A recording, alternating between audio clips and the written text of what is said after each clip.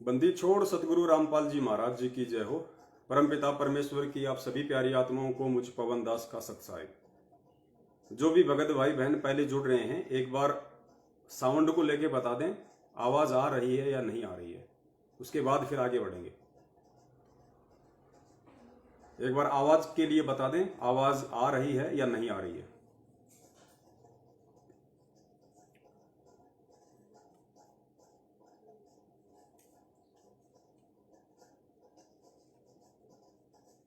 आवाज आ रही है। ठीक है। सत्साहेब जय हो। बंदी छोड़ की बंदी छोड़ सतगुरु रामपाल जी महाराज जी की जय हो। परमपिता परमेश्वर की आप सभी प्यारी आत्माओं को मुझ पवन दास का सत्साहेब। पुण्यात्माओं, पहले साउंड में थोड़ा दिक्कत थी, आवाज नहीं आ रही थी, इसलिए दास पहले वाले को डिलीट करके और फिर से लाइव आया है। तो दया परमेश्वर की आप सभी आत्माएं एक बार फिर से सभी ग्रुपों में जहां जहां आप जी ऐड हैं, फेसबुक पे, व्हाट्सएप पे, सभी तक आप जी मैसेज को शेयर कर दीजिए, ताकि जो संदेश परमपिता परमेश्वर दास को निमित्त बना के, हम सत्सेवकों को निमित्त बना के उन तक पहुंचाना चाहते हैं, वहां तक पहुंच जाए। वीडियो को ज्यादा से ज्यादा आप जी शेयर कर दें।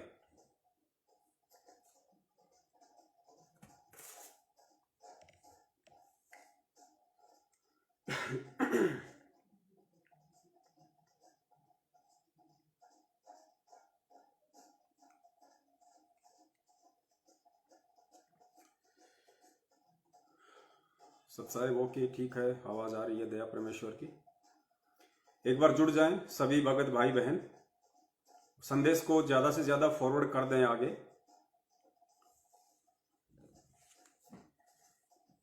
क्योंकि पुण्यात्माओं, परमपिता परमेश्वर जी के आशीर्वाद से हर महीने हम जो फेसबुक पर लाइव आते हैं, ये उन्हीं की दया है, आशीर्वाद है, जो बहुत ही जरूरी था इस समय हमारे भगत भाई बहनों को जागरूक करने के लिए, उनको संगत में हो रही हर गतिविधि के विषय में बताने के लिए बहुत ही ज्यादा जरूरी था। वरना काल भगवान ने हर तरफ हाहाकार मचा रखा है। जगत हो या भगत हो, सभी को भ्रमित करने में कहीं कोई कमी नहीं छोड़ रखी है। तो परमेश्वर ने दया की, जो सत्सेवकों को संगत में खड़ा किया, अपने संदेश वाहक के रूप में खड़ा किया, ताकि जो भगत आत्माएं हैं वो सचेत रहें, वो जागरूक रहें और काल की सूक्ष्म चालों से अवगत रहें और समय रहते अपनी भक्ति को बचाएं, मर्यादाओं को खंडित होने से बचाएं। तो ये दया है आप और हम सभी पे, सतगुरुदेव जी की। तो आज का हमारा जो विषय है, आज हमारा विषय सतलोक आश्रम के सब्जेक्ट पे है। दास ने पोस्टर भी बना के भेजे हैं, एक दो दिन पहले आप जियों ने देखे भी होंगे। और पोस्टर का जो विषय है वो ये है कि वही जबरदस्ती काल एजेंट सतलोक आश्रम मैनेजमेंट हरियाणा के द्वारा उन्होंने जितने भी आश्रम बना रखे हैं, चाहे सतलोक आश्रम बरवाला हो, चाहे सतलोक आश्रम बैतूल हो, उन आश्रमों को जबरन, जबरदस्ती, बिन बुलाए मेहमान की तरह पहल करते हुए, सरकार के घुटनों में शीश झुकाते हुए, उनकी चापलूसी करते हुए, चमचागिरी करते हुए, क्यों जबरदस्ती उन आश्रमों को कोविड सेंटर बनाने के लिए सरकारों से अपील की जा रही है? क्यों जबरदस्ती, क्यों? यही आज का हमारा विषय है, सब्जेक्ट है। और दया परमेश्वर की सैकड़ों आत्माएं जुड़ चुकी हैं। ज्यादा से ज्यादा संदेश को एक बार फॉरवर्ड कर दें और भी भगत आत्माएं जुड़ें। और जो भगत आत्माएं आने वाले दिनों में इन आश्रमों को कोविड सेंटर के नाम पे जो तब्दील करने जा रहा है काल एजेंट सतलोक आश्रम मैनेजमेंट हरियाणा, उसके बाद में जिस कदर वो संगत को लूटेगा दान धर्म के नाम पे, कुछ कुछ बहाने बना के, उन बहानों से संगत पहले ही अवगत हो जाए, परिचित हो जाए और भक्ति धन के साथ साथ अपना जो धन है, जो दान है, ज्योति पाठ का पैसा है, उसको भी व्यर्थ में गंवाने से बचे। तो दास आपको सबसे पहले एक न्यूज पे ले चलता है। अखबार की जो कटिंग है दास ने आपको पहले भेज भी दी है। दास आपको थोड़ा सा पढ़ के सुना देता है। ये दैनिक भास्कर की रिपोर्ट है मध्य प्रदेश की, और इसमें आज से 4-5 दिन पहले एक न्यूज आई थी। संकट से निपटने का प्लान, इमरजेंसी में रामपाल आश्रम के शेड में बनेगा 1000 बेड का कोविड सेंटर। यानी ये जो न्यूज है ये मध्य प्रदेश की है, और मध्य प्रदेश के उड़गन में बैतूल में जो आश्रम है उसको लेके ये न्यूज है। भास्कर संवाददाता बैतूल। कोरोना संक्रमण के बढ़ते मरीजों को देखते हुए इमरजेंसी में रामपाल आश्रम उड़दन को जिले का सबसे बड़ा कोरोना सेंटर बनाया जाएगा। इस आश्रम में 2,27,000 वर्ग फीट का शेड और विशाल प्रांगण है। इसमें 1000 बेड लगाकर इसमें कोरोना सेंटर बनाया जा सकता है। आश्रम में व्यवस्थाओं का जायजा लेने के लिए प्रशासन ने निरीक्षण शुरू किया है। जरूरत पड़ी तो यहां पर कोविड सेंटर की पूरी व्यवस्थाएं प्रशासन बनाएगा। पुण्यात्माओं, ध्यान रखना अखबार क्या लिख रहा है। अखबार वो लिखता है जो प्रशासन की तरफ से उसको लिखने के लिए दिया जाता है। अखबार क्या लिख रहा है? आश्रम में व्यवस्थाओं का जायजा लेने के लिए प्रशासन ने निरीक्षण शुरू किया, और फिर क्या कहा प्रशासन ने? जरूरत पड़ी तो यहां पर कोविड सेंटर की पूरी व्यवस्थाएं, यानी जितनी भी व्यवस्थाएं होती हैं, जिस भी चीज की जरूरत होती है, यहां पर कोविड सेंटर की पूरी व्यवस्था प्रशासन बनाएगा, यानी सरकार बनाएगी। जिस भी चीज की वहां पे जरूरत होगी वो सारी चीजें वहां पे प्रशासन मुहैया करवाएगा। ये न्यूज है प्रशासन की तरफ से। इसके लिए अपर कलेक्टर जेपी सचान और तहसीलदार अशोक डेहरिया विजिट करने व्यवस्थाओं का जायजा ले रहे हैं। यहां की व्यवस्थाओं की पूरी लिस्ट बनाकर रखी है। यहां किन चीजों की जरूरत पड़ेगी, ध्यान रखना इन शब्दों पे, यहां किन चीजों की जरूरत पड़ेगी। ये जो बैतूल जो क्षेत्र है उड़दन, वहां के अपर जिला कलेक्टर और वहां का तहसीलदार जो वहां जायजा लेने गए थे आश्रम में कि वहां पे यदि कोविड सेंटर बनाया जाएगा तो किन किन चीजों की जरूरत पड़ेगी, यहां की व्यवस्थाओं की पूरी लिस्ट बनाकर रखी है। यहां किन चीजों की जरूरत पड़ेगी, क्या सुविधाएं हैं, इनकी पूरी रिपोर्ट बनाकर जिला प्रशासन इमरजेंसी इंतजाम के रूप में तैयारी करेगा। हालांकि आश्रम का फर्श जो है वो कच्चा है और टॉयलेट के इंतजाम भी पर्याप्त नहीं है। यहां जरूरत पड़ी तो प्रशासन को यह व्यवस्थाएं करनी पड़ेंगी। यह भी हो सकते हैं विकल्प, जेएच कॉलेज का सभाकक्ष, नेहरू युवक केंद्र का हॉल, यानी आश्रम के अलावा 2 और हैं उनके पास में विकल्प के रूप में। शहर में अन्य बड़े हॉस्टल और बड़े हॉल हैं, इनमें भी कोविड सेंटर बनाया जा सकता है, लेकिन प्रशासन ने अब तक इस ओर ध्यान नहीं दिया है। जेएच कॉलेज का बड़ा सभाकक्ष और नेहरू युवक केंद्र का हॉल जैसे विकल्प भी प्रशासन के पास में है, लेकिन इन पर अब तक विचार नहीं किया गया है। जैन दादावाड़ी परिसर समेत अन्य जगहों पर भी कोविड सेंटर बनाए जा सकते हैं। अब देखिए बैतूल आश्रम में फिलहाल वर्तमान में क्या क्या व्यवस्थाएं हैं। सरकार ने जब वहां पे पूरा जायजा लिया और जब मीडिया को उन्होंने न्यूज दी तो मीडिया ने वो न्यूज छापी कि वर्तमान में सतलोक आश्रम बैतूल में क्या क्या सुविधाएं हैं, क्या क्या इंतजाम हैं। ध्यान से सुनना पुण्यात्माओं, एक एक चीज पे गौर करना, क्योंकि हम आध्यात्मिक क्षेत्र से जुड़े हुए हैं। हम परमपिता परमेश्वर सतगुरु रामपाल जी महाराज जी के भगत हैं, उनके बच्चे हैं। आप और हमारे दान के नाम पे कितना बड़ा खेल खेला जा रहा है। पहली बात तो हमने 2014 के बाद से इन कुपात्रों को दान के नाम पे, ज्योति पाठ के नाम पे 1 नया रुपया देना ही नहीं था, क्योंकि दान लेने का अधिकारी केवल सुपात्र होता है और सुपात्र पूरी सृष्टि में केवल सतगुरु है, क्योंकि दान का सदुपयोग सतगुरु ही कर सकता है। उसके बाद भी मूर्ख बनते हुए बहुत सारे भगत भाई बहनों ने अज्ञानता में काल एजेंट सतलोक आश्रम मैनेजमेंट हरियाणा वालों को ज्योति पाठ और दान के नाम पे अरबों खरबों रुपया दिया, और उसका दुरुपयोग भी आप सबकी आंखों के सामने है। लेकिन देखिए अब क्या होगा। जो दुरुपयोग आपके दान का हुआ है और जो आपने कुपात्रों को दान दिया है, देखिए उसका परिणाम तो आपको भोगना ही भोगना पड़ेगा, इसमें कोई दो राय नहीं है। भले ही आपने 1 रुपया दिया हो, चाहे आपने 1 लाख रुपया दिया हो, उसी अनुपात में आपको इन कुपात्रों को दिए गए उस दान का परिणाम भोगना ही भोगना पड़ेगा। कुछ भोग चुके हैं, कुछ भोग रहे हैं, कुछ का भोगना बाकी है। तो प्रशासन ने क्या कहा कि आश्रम में क्या क्या व्यवस्थाएं हैं। यह हैं आश्रम में व्यवस्थाएं। क्या? 2,27,500 वर्ग फीट का शेड है, 70 एकड़ का है कैंपस, 70 एकड़ का कैंपस है, यानी 1 बीघा में 3 बीघा में एक एकड़ होता है, तो 7 या 21 लगभग 200 बीघा के आसपास पूरा आश्रम है। 70 एकड़ का है कैंपस, 70 एकड़ पर यह पूरा आश्रम फैला हुआ है। इस आश्रम में 30 से अधिक कमरे हैं। 2,27,000 वर्ग फीट पर शेड यानी ऊपर छत डली हुई है। इस तरह इसके नीचे आसानी से मरीज रह सकते हैं। आश्रम में अब ध्यान देना पुण्यात्मा, वहां पे और क्या क्या है जो आम संगत को नहीं पता।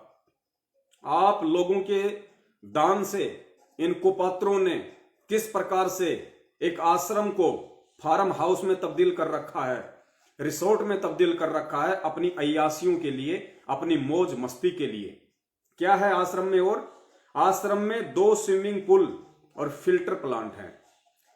सतलोक आश्रम बैतूल में क्या है? 2 स्विमिंग पूल। स्विमिंग पूल क्या होते हैं आपको पता है ना? जहां पे लोग पिकनिक के लिए जाते हैं, जहां पे स्कूल वाले बच्चों को पिकनिक के लिए लेके जाते हैं, लोग वीकेंड के टाइम पे या गर्मियों की छुट्टियों में पिकनिक मनाने जाते हैं किसी होटल में, रिसोर्ट में, तो वहां पे स्विमिंग पूल होते हैं, उनमें कूद कूद के नहाते हैं मौज मस्ती के लिए, एंटरटेनमेंट के लिए।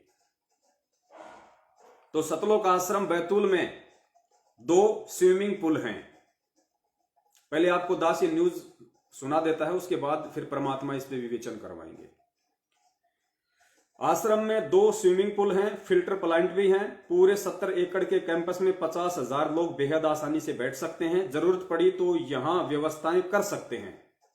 आश्रम का किया मुआयना।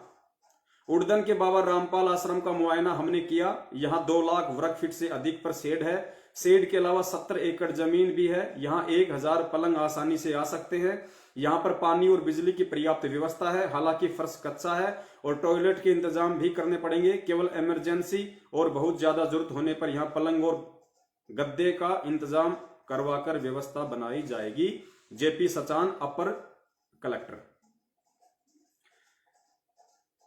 न्यूज आपने पढ़ी। उसके बाद एक दूसरी न्यूज दास आपको और सुना देता है। यह न्यूज थी मध्य प्रदेश में जो सतलोक आश्रम बैतूल है उसके विषय में, और दूसरी न्यूज जो है वो आपको सुनाएंगे सतलोक आश्रम बरवाला के विषय में।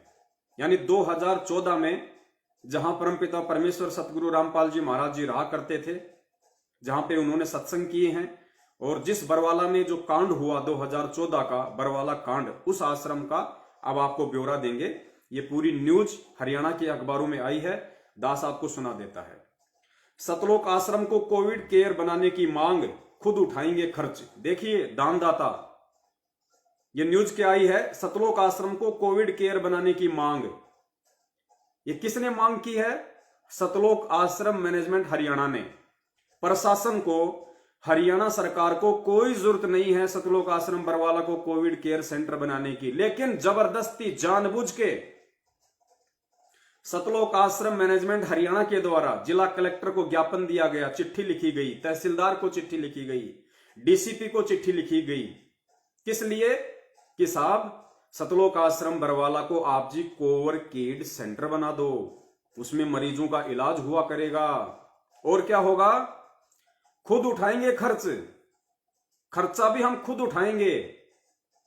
एक बार न्यूज आपको और पढ़ा देते हैं ध्यान से, और फिर आप विचार करना, आप संगत को कहां मूर्ख बनाया जा रहा है, काल भगवान किस प्रकार संगत को ठगने में लगा हुआ है। भास्कर न्यूज रोहतक। सतलोक आश्रम मैनेजमेंट कमेटी की शनिवार को बैठक की गई। इसकी अध्यक्षता मास्टर रामकुमार ढाका ने बताया कि कमेटी ने फैसला लिया है कि बरवाला में 2 आश्रम बंद पड़े हैं, दोनों ही आश्रम पूर्ण सुख सुविधाओं से लैस हैं, पूर्ण सुख सुविधाओं से लैस हैं। बड़े आश्रम में लगभग 300 बाथरूम, 15 कमरे, 8 हॉल हैं, खाने के लिए किचन है। इसमें एक साथ 20,000 लोग खाना खिला सकते हैं। इसके साथ साथ एक बड़ा पांडाल है जिसमें 50,000 श्रद्धालु एक साथ सत्संग सुनते थे। जो दूसरा आश्रम है उसमें 8 कमरे हैं, 4 बड़े हॉल हैं और एक बड़ा पांडाल है। ढाका ने बताया कि कमेटी सरकार को पत्र लिखकर अनुरोध कर रही है, उन्हें जब तक कोरोना का संकट है तब तक दोनों आश्रमों को कोरोना महामारी से निपटने के लिए अस्थायी अस्पताल बनाने की मंजूरी दी जाए। जबरन सरकार के नीचे हाथ दिए जा रहे हैं, जबरन जबरदस्ती। सरकार को कोई जरूरत नहीं है उस आश्रम की, उस आश्रम को कोविड सेंटर बनाने की सरकार को कतई आवश्यकता नहीं है, लेकिन सतलोक आश्रम मैनेजमेंट हरियाणा के द्वारा जबरदस्ती सरकार के नीचे हाथ दिए जा रहे हैं। ये हाथ क्यों दिए जा रहे हैं, दास आपको आगे बताएगा।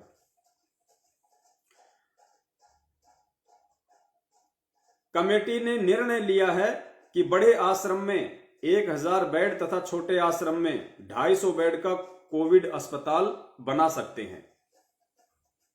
और इसके अलावा एक न्यूज और थी, उसमें सतलोक आश्रम मैनेजमेंट हरियाणा ने स्पष्ट कहा है कि ऑक्सीजन से लेके दवाई, मेडिसिन, खाना, भंडारा, ये सारा खर्चा खुद सतलोक आश्रम मैनेजमेंट हरियाणा उठाएगा। देखिए किस कदर सरकार के आगे हाथ जोड़े जा रहे हैं, किस कदर सरकार के नीचे हाथ दिए जा रहे हैं, किस कदर उस सरकार की चापलूसी की जा रही है। पुण्यात्माओं, अगर कोई सोशल मीडिया सेवादार सतलोक आश्रम मैनेजमेंट हरियाणा का पढ़ा लिखा मूर्ख व्यक्ति अगर ये लाइव प्रोग्राम देख रहा है तो विचार करना 2 मिनट मौन धारण करके कि किस कदर तुम्हारे कर्म बिगड़वाए गए हैं सोशल मीडिया सेवादार के नाम पे। तुम्हें याद है आज से 3 साल पहले तुम सोशल मीडिया सेवादारों की टीम खड़ी करके सतलोक आश्रम मैनेजमेंट हरियाणा ने किसके खिलाफ मुद्दा उठाया था? हरियाणा सरकार के खिलाफ, मुख्यमंत्री मनोहर लाल खट्टर के खिलाफ, आईजी अनिल राव के खिलाफ। और तुम मूर्खों को निमित्त बना के, गुरुजी का फर्जी आदेश बता के, तुम मूर्खों से हरियाणा के जाट आरक्षण में पूरी संगत को शामिल करवाया गया। किसके खिलाफ? हरियाणा सरकार के खिलाफ, क्योंकि जाट आरक्षण हरियाणा सरकार के खिलाफ था। तो हरियाणा सरकार के खिलाफ जो सतलोक आश्रम मैनेजमेंट हरियाणा पिछले 6 वर्षों से जहर उगल रहा है, रात दिन सोशल मीडिया पे हजारों भक्तों को खड़ा करके सोशल मीडिया टीम बना के, जिस हरियाणा सरकार के खिलाफ उसने हरियाणा के जाट आरक्षण को समर्थन दिया, हरियाणा की किसान रैली को हिसार में समर्थन दिया, जिस हरियाणा प्रशासन के खिलाफ हरियाणा के हिसार में जो प्रियंका गांधी थी कांग्रेस की, उसकी रैली थी, उसमें संगत को बैठाया गया। बीजेपी सरकार के खिलाफ, हरियाणा प्रशासन के खिलाफ कांग्रेस को समर्थन दिया गया, कांग्रेस को वोट डलवाए गए और हरियाणा में कांग्रेस के प्रत्याशी पूर्व मुख्यमंत्री भूपेंद्र सिंह हुड्डा को वोट डलवाए गए गुरुजी का नाम लेके। वो हरियाणा सरकार, जिस हरियाणा सरकार को पिछले 7 साल से सतलोक आश्रम मैनेजमेंट हरियाणा बरवाला कांड का मुख्य जिम्मेदार बताता आ रहा है, जिस हरियाणा सरकार को यह दोष दिया जा रहा है कि संत रामपाल जी महाराज जी का जो विश्व मिशन है, जो समाज सुधार का मिशन है, उसमें बरवाला कांड करवाकर हरियाणा सरकार ने, हरियाणा प्रशासन ने व्यवधान डाला है। धर्म गुरुओं के साथ मिलकर हरियाणा सरकार ने बरवाला कांड करवाया, संत रामपाल जी महाराज जी को एक राजनीतिक साजिश के तहत जेल में डलवाया। यानी इतना सब कुछ पिछले 7 साल से जो सतलोक आश्रम मैनेजमेंट हरियाणा सरकार और प्रशासन के खिलाफ आग उगल रहा है, ड्रैगन की तरह अपने कुछ पढ़े लिखे मंद बुद्धि सोशल मीडिया सेवादारों की टीम खड़ी करके। आज अचानक से ऐसा क्या हो गया कि सतलोक आश्रम मैनेजमेंट हरियाणा को उस हरियाणा प्रशासन के नीचे हाथ देने पड़ गए, उनकी गुलामी करनी पड़ रही है, उनकी चापलूसी करनी पड़ रही है। ना चाहते हुए भी जबरदस्ती आश्रमों को कोविड सेंटर बनाने के लिए हरियाणा सरकार से हाथ जोड़ के हरियाणा प्रशासन के घुटनों में माथा टेक के उनसे प्रार्थना की जा रही है कि साहब हमारे पास सतलोक आश्रम बैतूल है, सतलोक आश्रम बरवाला है, आप हमें आज्ञा दीजिए, आप हमें अनुमति दीजिए, हम इसको अस्थायी रूप से कोविड सेंटर हॉस्पिटल बनाना चाहते हैं। और साहब आपको कुछ नहीं करना, ऑक्सीजन भी हम देंगे, चाहे हमें ब्लैक में लेनी पड़े, क्योंकि हमारे पास में मूर्ख संगत का, अंध भक्तों का करोड़ों रुपया एडवांस पड़ा है। जब तक हम उस मूर्ख भक्तों के दान का दुरुपयोग नहीं करेंगे तो उन मूर्खों के कर्म कैसे बिगड़ेंगे। तो साहब आप हमें आज्ञा दीजिए, आप हमें अनुमति दीजिए, परमिशन दीजिए कि उन मूर्ख भक्तों के कर्म फोड़ने के लिए, उनके दान का दुरुपयोग करने के लिए और हम इन आश्रमों को कोविड सेंटर बनाएं। आपको कुछ नहीं करना, आपको ना ऑक्सीजन की चिंता होगी, ना दवाइयों की चिंता होगी, ना इंजेक्शन की चिंता होगी, ना बेड और बिस्तर की कोई टेंशन होगी, ना आपको भंडारे की कोई टेंशन है। सारा खर्चा मूर्ख भक्तों के दिए गए दान पे हम काल एजेंट सतलोक आश्रम मैनेजमेंट वाले खुद ही उठाएंगे, आप केवल हमें आज्ञा दे दीजिए। ऐसी भीख मांगी जा रही है सतलोक आश्रम मैनेजमेंट हरियाणा के द्वारा हरियाणा सरकार से, हरियाणा प्रशासन से। लेकिन हरियाणा सरकार उनको टूक नहीं डाल रही है, उन भिखारियों को भीख नहीं दे रही है, अभी तक तो दी नहीं है, आगे क्या पता। तो ये सब कुछ क्यों किया जा रहा है। वापस चलते हैं बैतूल वाली न्यूज पे। तो बैतूल का जो अपर जिला कलेक्टर और तहसीलदार जब वहां पे जायजा लेने के लिए गए तो उन्होंने वहां की व्यवस्थाओं का पूरा बायोडाटा पेश किया सरकार के सामने कि वहां क्या क्या व्यवस्थाएं ऑलरेडी है और क्या क्या इंतजाम हमें करने पड़ेंगे। तो वहां पे 2 स्विमिंग पूल भी बने हुए हैं मौज मस्ती के लिए, अय्यासी के लिए। पुण्यात्माओं, यही वो चीजें हैं, वहां पे कोविड सेंटर बने या ना बने हमें कोई लेना देना नहीं इस चीज से। लेकिन देखिए उस परमपिता परमेश्वर सतगुरु रामपाल जी महाराज जी की दया, उनकी मेहर, जो मूर्ख संगत की आंखें खोलने के लिए परमेश्वर ने यह बहाना बनाया और प्रशासन को वहां का जायजा लेने के लिए भेजा। ये सब कुछ सतगुरुदेव जी के आशीर्वाद से, ध्यान रखना। क्यों? सिर्फ मूर्ख संगत की आंखें खोलने के लिए, ताकि उस आश्रम के अंदर क्या क्या ऐसो आराम के साधन जुटाए जा रहे हैं, क्या क्या अय्यासी के साधन, रंगरेलियां मनाने के साधन ऑलरेडी काल एजेंटों ने उसमें फिट कर दिए हैं इस संगत को दिखाने के लिए और संगत को ये सब कुछ बताकर उनकी आंखें खोलने के लिए कि मूर्खों, तुम्हारे दान धर्म ज्योति पाठ का कहां कहां दुरुपयोग हो रहा है। आश्रम में स्विमिंग पूल और एक नहीं 2 अंध भक्तों के पापा महेंद्र भगोड़े ने, विष्णु साहू ने 2 स्विमिंग पूल सतलोक आश्रम बैतूल में बनाए। अब आपको थोड़ा सा बैक में ले चलते हैं सन 2014 की घटना में। अखबार तो आपने खूब पढ़ेंगे, उस समय मीडिया के माध्यम से भी आपने खूब देखा होगा जब बरवाला कांड हुआ था।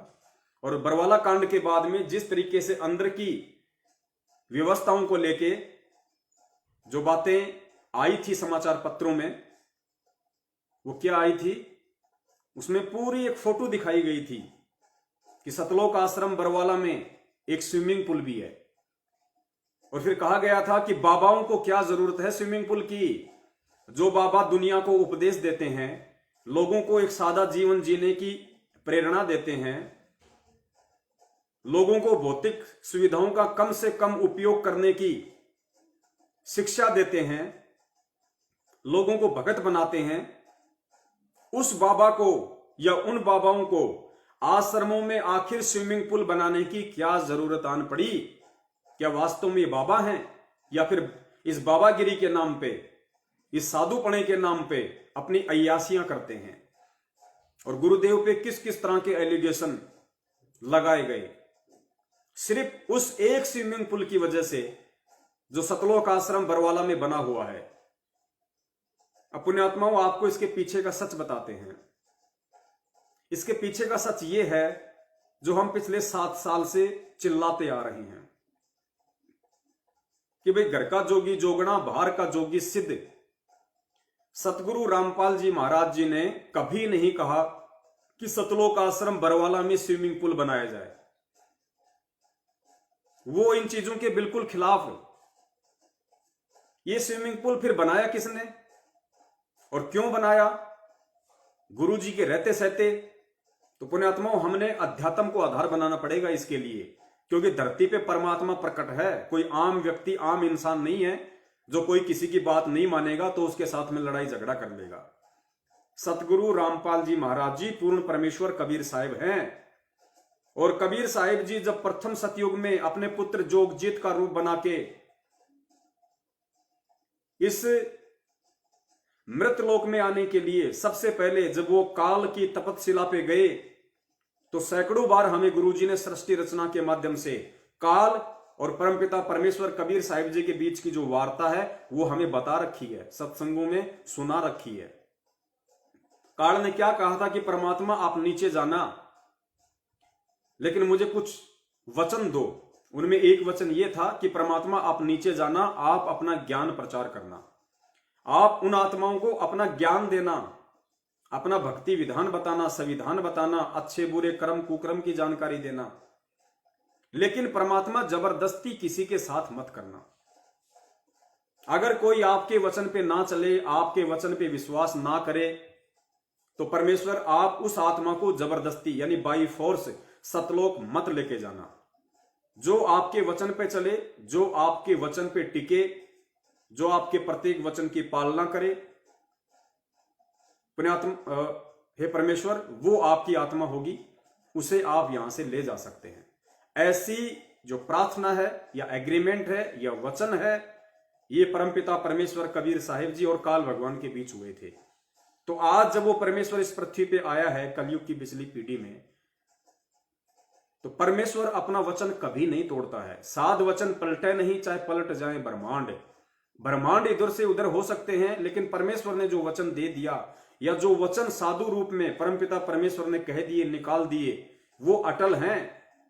वो समय आने पर वो फलित होंगे, उनको कोई रोक नहीं सकता। तो उसी वचन के तहत जब सतलोक आश्रम का निर्माण कार्य शुरू हुआ और जब सतलोक आश्रम मैनेजमेंट हरियाणा जो कमेटी है, जिसमें मुख्यतः परमपिता परमेश्वर सतगुरु रामपाल जी महाराज जी का छोटा भाई महेंद्र भगोड़ा शामिल है, गुरुजी के दोनों बेटे शामिल हैं, गुरुजी का जवाई शामिल है, गुरुजी के रिश्तेदार शामिल हैं। क्योंकि और कौन बनेगा कमेटी में? कमेटी में अचानक से कोई बाहर का आदमी तो कूद के आ नहीं जाएगा। वही ठेकेदार बनेंगे जो परमपिता परमेश्वर के आसपास के हैं, जो रिश्तेदार हैं, रिश्तेदारियों में हैं, उनके परिवार के हैं। तो वही लोग सतलोक आश्रम मैनेजमेंट में मुख्य तौर पे गिने जाते हैं। तो जब ये स्विमिंग पूल बनाने की जब बात आई, तो परमपिता परमेश्वर ने स्पष्ट रूप से मना कर दिया था कि भाई देखो, हमारा मार्ग अध्यात्म का है, हम भक्ति मार्ग में हैं। अरे जब नहाने के लिए परमात्मा ने बाथरूम की व्यवस्था करवा रखी है, हम बाल्टी में पानी डाल के आसानी से नहा सकते हैं ठूटी के नीचे बैठ के, हमें स्विमिंग पूल पे 20-25 लाख रुपए खर्च करने की क्या जरूरत है?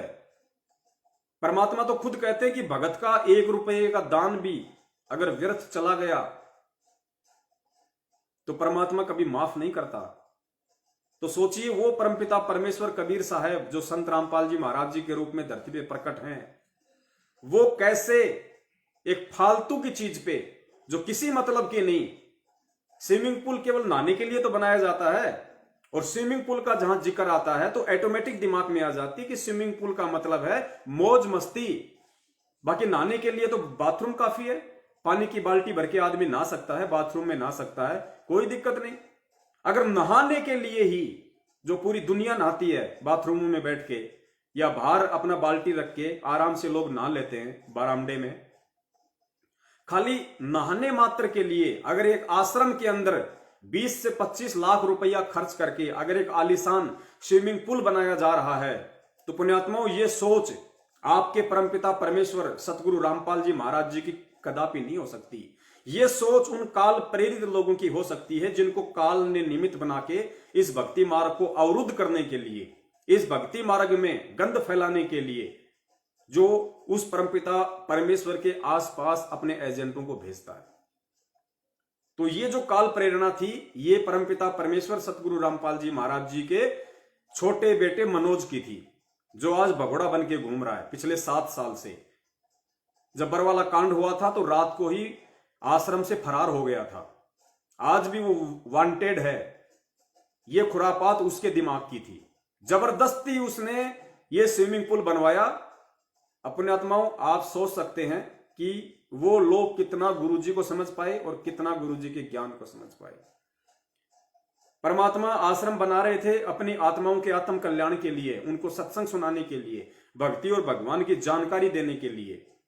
और दूसरी तरफ उनके आसपास जो मूर्खों की भीड़ थी, सतलोक आश्रम मैनेजमेंट हरियाणा, वो इन सब चीजों का निर्माण करवा रहा था अपनी ऐसो आराम के लिए।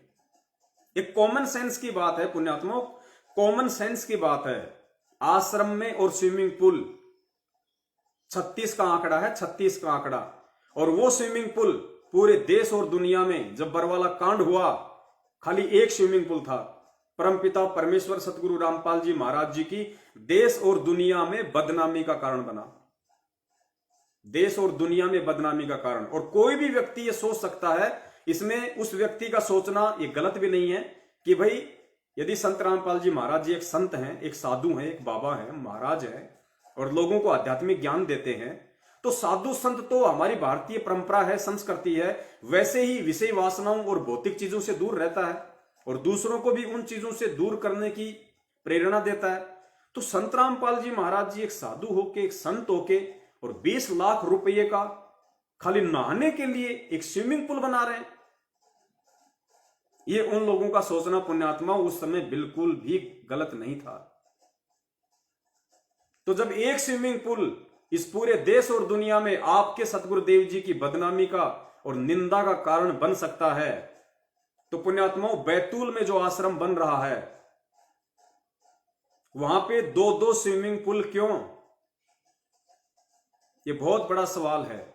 ये मध्य प्रदेश की संगत ने विचार करना पड़ेगा, सोचना पड़ेगा। पुण्यात्माओं, कब तक गुलामी करते रहोगे? कब तक? ये कुत्ते वाली आदत आज तो छोड़ दो। मानव शरीर है आपको। जब हमारे को कुत्ते का शरीर था तो हमने खूब लोगों के तलवे चाटे होंगे, खूब हमने चापलूसी की, हमने गुलामी की। आज परमात्मा ने मानव शरीर दिया है, परमपिता परमेश्वर ने अपनी गुलामी करवाने के लिए। आज तो कम से कम वो कुत्ते वाली प्रवृत्ति छोड़ दो। इन कुपात्रों को ये ज्योति पाठ और दान धर्म का पैसा सतगुरुदेव जी की अनुपस्थिति में देना छोड़ दो। क्यों अपने कर्म बिगाड़ रहे हो? अब देख लो, तुम्हारी आंखों के सामने है तुम्हारे दान का कहां सदुपयोग हो रहा है, कहां दुरुपयोग हो रहा है। और फिर तुम लोगों को और ज्यादा ठगने के लिए, और ज्यादा लूटने के लिए, क्योंकि सतलोक आश्रम मैनेजमेंट हरियाणा संगत को भेड़ बकरियों से ज्यादा कुछ नहीं समझता, कुछ नहीं समझता भेड़ बकरियों से ज्यादा। तुम लोगों को और ज्यादा ठगने के लिए सरकार से जबरदस्ती पहल की जा रही है, उनसे हाथ जोड़े जा रहे हैं। नहीं, बताइए क्या जरूरत है? इतने कॉलेज हैं, इतने बड़े बड़े कॉलेज हैं मध्य प्रदेश में, इतने बड़े बड़े स्टेडियम हैं जिनका नाम यहां पे लिया गया है, नेहरू कॉलेज वगैरह और कुछ हैं, हॉस्टल हैं बहुत बड़े बड़े।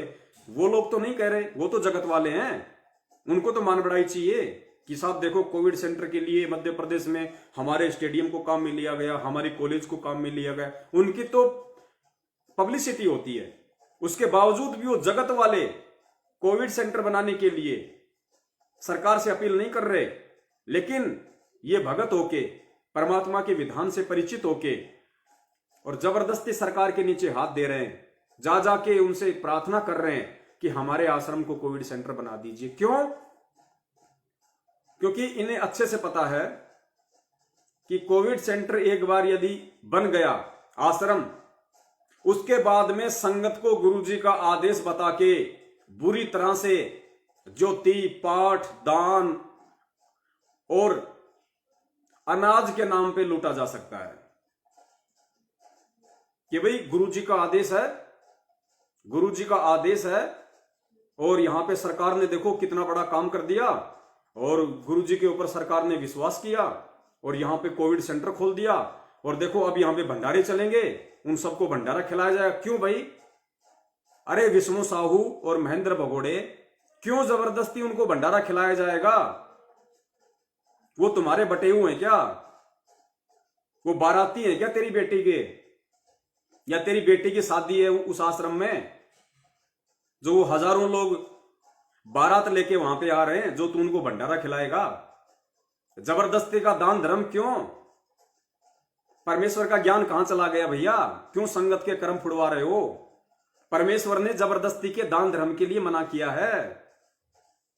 मालिक ने कहा कि अगर तेरे घर पे कोई भिखारी आ जाए खाना मांगे तो उसको रोटी देनी है। जबरदस्ती जाके मार्केट में भंडारे नहीं चलाने, चाहे कोई कितना भूखा क्यों ना मर रहा हो। लेकिन यहां पे होगा क्या पुण्यात्माओं? खबर तो इन्होंने निकलवा दी कि खर्चा भी हम उठाएंगे, लेकिन ये काल एजेंट हैं, ये खर्चा नहीं उठाएंगे। ये अपने स्वार्थ के बिना कोई काम नहीं करते। खर्चा सारा सरकार उठाएगी, बेड वहां पे सरकार लगाएगी, दवाइयों का इंतजाम सरकार करेगी, सिलेंडर का इंतजाम सरकार करेगी। वरना ये कहां से लाएंगे सिलेंडर? इनको कौन सिलेंडर देगा? ये कह रहे हैं सिलेंडर की व्यवस्था भी हम करेंगे, ऑक्सीजन की भी। ये कहां से लाएंगे ऑक्सीजन? देश में तो वैसे ही ऑक्सीजन की जो है वो त्राही त्राही हो रही है। अगर ये ऑक्सीजन भी ले आएंगे तो कहां से लाएंगे? ये ब्लैक में लेंगे। ये ब्लैक में लेंगे तो किससे लेंगे? मूर्ख संगत के दान से लेंगे। तो ब्लैक यानी 2 नंबर का काम। ये क्या बोलते हैं पुण्यात्मा? इनके शब्दों पे ध्यान दो तुम। ऑक्सीजन की व्यवस्था भी हम करेंगे, बेड की व्यवस्था भी हम करेंगे, दवाइयों की व्यवस्था भी हम करेंगे। अरे दुनिया को दवाइयां खिलाओगे या भक्ति भी खिलाओगे? अगर ये दुनिया अगर आज भी अगर इन दवाइयों से ठीक होती रही तो तुम्हारे बाप की भक्ति को कौन अपनाएगा? मूर्खो, कैसे तुम्हारे दिमाग में आ गई ये चीजें? तो पुण्यात्माओं, ये सारी व्यवस्था सरकार करेगी, ना कि सतलोक आश्रम मैनेजमेंट हरियाणा। इन्होंने केवल अपनी गंदी जुबान से अपने स्वार्थ के लिए ये स्टेटमेंट अखबार वाले को दे दिया और उसने छाप दिया, जबकि इनको पता है मैनेजमेंट वालों को कि सारी व्यवस्था सरकार खुद करेगी। लेकिन ये समाचार निकलवा के संगत में इन्होंने मैसेज दे दिया कि सारा खर्चा सतलोक आश्रम मैनेजमेंट हरियाणा कर रहा है। और फिर ये अपने कोऑर्डिनेटर जो इनके चमचे हैं गांव गांव शहर शहर में, जो फर्जी नामदान संचालक हैं, उनको आदेश देके या संगत में पीले पर्चे पे लिख लिख के मैसेज और संगत को मूर्ख बनाएंगे कि भैया गुरुजी के आदेश से आश्रमों को कोविड सेंटर सरकार ने बना दिया है और देखिए गुरुजी सारा खर्चा उठा रहे हैं। और अब आप लोगों का वो समय आ गया दान धर्म करने का, बढ़ चढ़ के दान धर्म करो। देखो यहाँ पे भंडारे भी हम चला रहे हैं, यहाँ पे ऑक्सीजन भी हम दे रहे हैं, यहाँ पे मेडिसिन भी हम दे रहे हैं, यहाँ पे बेड की व्यवस्था भी हम कर रहे हैं। तो ज्यादा से ज्यादा संगत दान धर्म करे। अगर आज भी दान धर्म नहीं करोगे तो कौन से दिन करोगे? तुम्हारा दान देखो हजारों आदमियों तक जा रहा है। क्यों भैया? जो वहां पे भर्ती होने के लिए आएंगे हजारों लोग, वो तुम्हारी तरह भिखारी नहीं है। मान लीजिए कोई लखपति आदमी है और उसको आइसोलेशन के नाम पे आपके सेंटर में भेज दिया गया, तो क्या वो भिखारी है? वो तो उसकी मजबूरी है उस आदमी की, जो उसको 14 दिन के लिए आइसोलेशन में रखा गया है, उसको कोविड सेंटर में भेज दिया गया है। वो भिखारी नहीं है तुम्हारी तरह। क्यों जबरदस्ती तुम उनके नीचे हाथ दे रहे हो? क्यों जबरदस्ती तुम उनको भंडारा करवा रहे हो? पुण्यात्माओं, ये बहुत बड़ी ये ठगी की इनकी एक प्लानिंग है। और दास तो ये निवेदन करेगा कि आप जी जागरूक रहो, आप जी सचेत रहो। ये जितना भी जो कर्म ये लोग ये कर रहे हैं, ये सारा परमेश्वर की मर्यादाओं के खिलाफ है, परमात्मा की मर्यादाओं के विपरीत है। और काल भगवान इसी तरीके से संगत के कर्म फुड़वाएगा दिन ब दिन, इसी तरीके से। और परमात्मा भी जेल में बैठ के यही देख रहा है कि ये मंदबुद्धि लोग कितने मूर्ख बन सकते हैं। इनको इतना समझाया, इतना ज्ञान दिया, उसके बाद भी ऐसी मंदबुद्धि वाली हरकतें क्यों कर रहे हैं? कब समझेंगे आखिर ये लोग? तो पुण्यात्मा, बहुत ही ज्यादा सावधान रहने की जरूरत है इस समय, क्योंकि सतलोक आश्रम बैतूल में जो 2 स्विमिंग पूल बनाए गए हैं, वो ये सोच के बनाए गए हैं, आश्रम को इन्होंने अपनी पर्सनल प्रॉपर्टी समझ लिया। पर्सनल प्रॉपर्टी इन्होंने अपनी उसको बना लिया है। और उस विष्णु साहू से लेके इस महेंद्र भगोड़े तक को यह पक्का यकीन है, क्योंकि ये कभी भी सतगुरुदेव जी को उस दृष्टि से नहीं देखते जिस दृष्टि से एक ज्ञानी भगत देखता है। ये उनको उनको परमेश्वर की दृष्टि से नहीं देखते हैं और इन्होंने सोच रखा है 100% कि अब गुरुजी जेल से बाहर नहीं आने वाले हैं। देखो, संगत के भाव बिल्कुल डिफरेंट हैं, क्योंकि संगत ने ज्ञान से उस परमेश्वर को समझा है। संगत के भाव हैं, श्रद्धा है, उन्हें यकीन है कि गुरुजी आएंगे, जरूर आएंगे। परमात्मा, हमारे मालिक खुद कबीर परमेश्वर है, वो आएंगे। ठीक है, भ्रमित संगत हो सकती है इन काल एजेंटों के बहकाव में आके, लेकिन जो भाव संगत के हैं गुरुजी के प्रति, वो भाव इन काल एजेंटों के नहीं हैं। इनकी तो पूरी प्लानिंग थी ये बरवाला कांड में ही सतगुरुदेव जी को जान से मरवाने की। खुद गुरुजी ने अपने स्टेटमेंट में कहा कि मैं छुपा रहा तो बच गया, नहीं तो मुझे जान से मार डालते। कौन मार डालता भाई? कौन मार डालता? ये सतलोक आश्रम मैनेजमेंट हरियाणा वाले, राष्ट्रीय समाज सेवा समिति वाले, गुरुजी के परिवार वाले। स्पष्ट कहा है परमेश्वर ने, छुपा रहा तो मैं बच गया, वरना जान से मार देते। हम तो कहते हैं कि गुरुजी के स्टेटमेंट देते क्यों नहीं? आज 7 साल हो गई, गुरुजी ने कोर्ट में किसके खिलाफ बयान दिए, बताते क्यों नहीं? तुम्हें शर्म आती है क्या? 7 साल हो गई पुण्यात्माओं, आज तक इन्होंने गुरुजी के बयान संगत में जारी नहीं किए, जबकि ये तो उसी समय कर देने चाहिए थे और संगत खुद फैसला कर लेते कि कौन सही है कौन गलत है।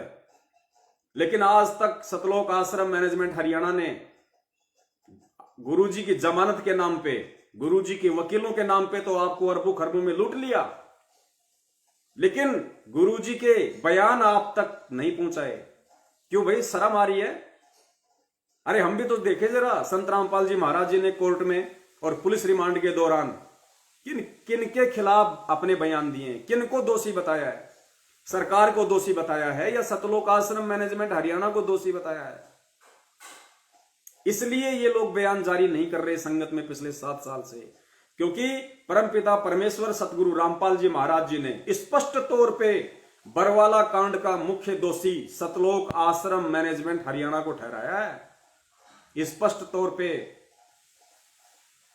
इसलिए हम इनको चैलेंज दे रहे हैं पिछले 7 साल से, अगर एक बाप की औलाद हो, अगर सच्चे हो, तो गुरुजी के बयान देने में क्या तुम्हें शर्म आ रही है? लेकिन नहीं देंगे ये। और जिस दिन इन्होंने गुरुजी के असली बयान संगत में जारी कर दिए, उस दिन देखना संगत इनको चवन्नी नहीं देने वाली, क्योंकि लोगों को हकीकत का पता चल जाएगा कि वास्तव में हम जिन कुपात्रों को ज्योति पाठ और दान धर्म का पैसा दे रहे हैं, उन कुपात्रों ने ही तो बरवाला कांड करवाया है। वही तो आज भगोड़े बन के घूम रहे हैं, वरना भगत का और भगोड़े का क्या संबंध है? तो ये संगत की ही नादानी है जो आज तक ये लोग अय्यासियां कर रहे हैं, रंगरेलियां मना रहे हैं, ऐसो आराम कर रहे हैं। महेंद्र भगोड़ा, वर्ल्ड कोऑर्डिनेटर देशराज मान दिल्ली वाला, आपके स्टेट कोऑर्डिनेटर विष्णु साहू जैसे लोग, गुरुजी के जो कलयुगी परिवार है, बेटा बेटी, सब मौज मस्ती, क्योंकि हराम का पैसा जो इनके पास में अरबों खरबों में है, हराम का पैसा। ये हराम का पैसा, ये जो संगत इनको दे रही है ज्योति पाठ और दान के नाम पे, ये हराम की कमाई है। और ये संगत भी उतनी ही दोषी है जितने कि ये लोग दोषी हैं, क्योंकि परमेश्वर से तत्व ज्ञान लेने के बाद में और कुपात्रों को दान देना बेभगत की बहुत बड़ी गलती है, जिसका परिणाम भगत ने भुगतना पड़ेगा। भुगत भी रहे हैं, भुगत चुके हैं और आने वाले समय में भुगतेंगे।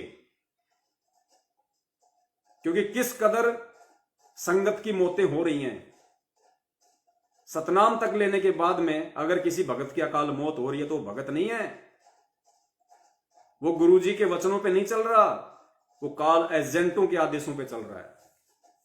और ऐसे लोगों की परमात्मा रक्षा नहीं करता किसी भी समय।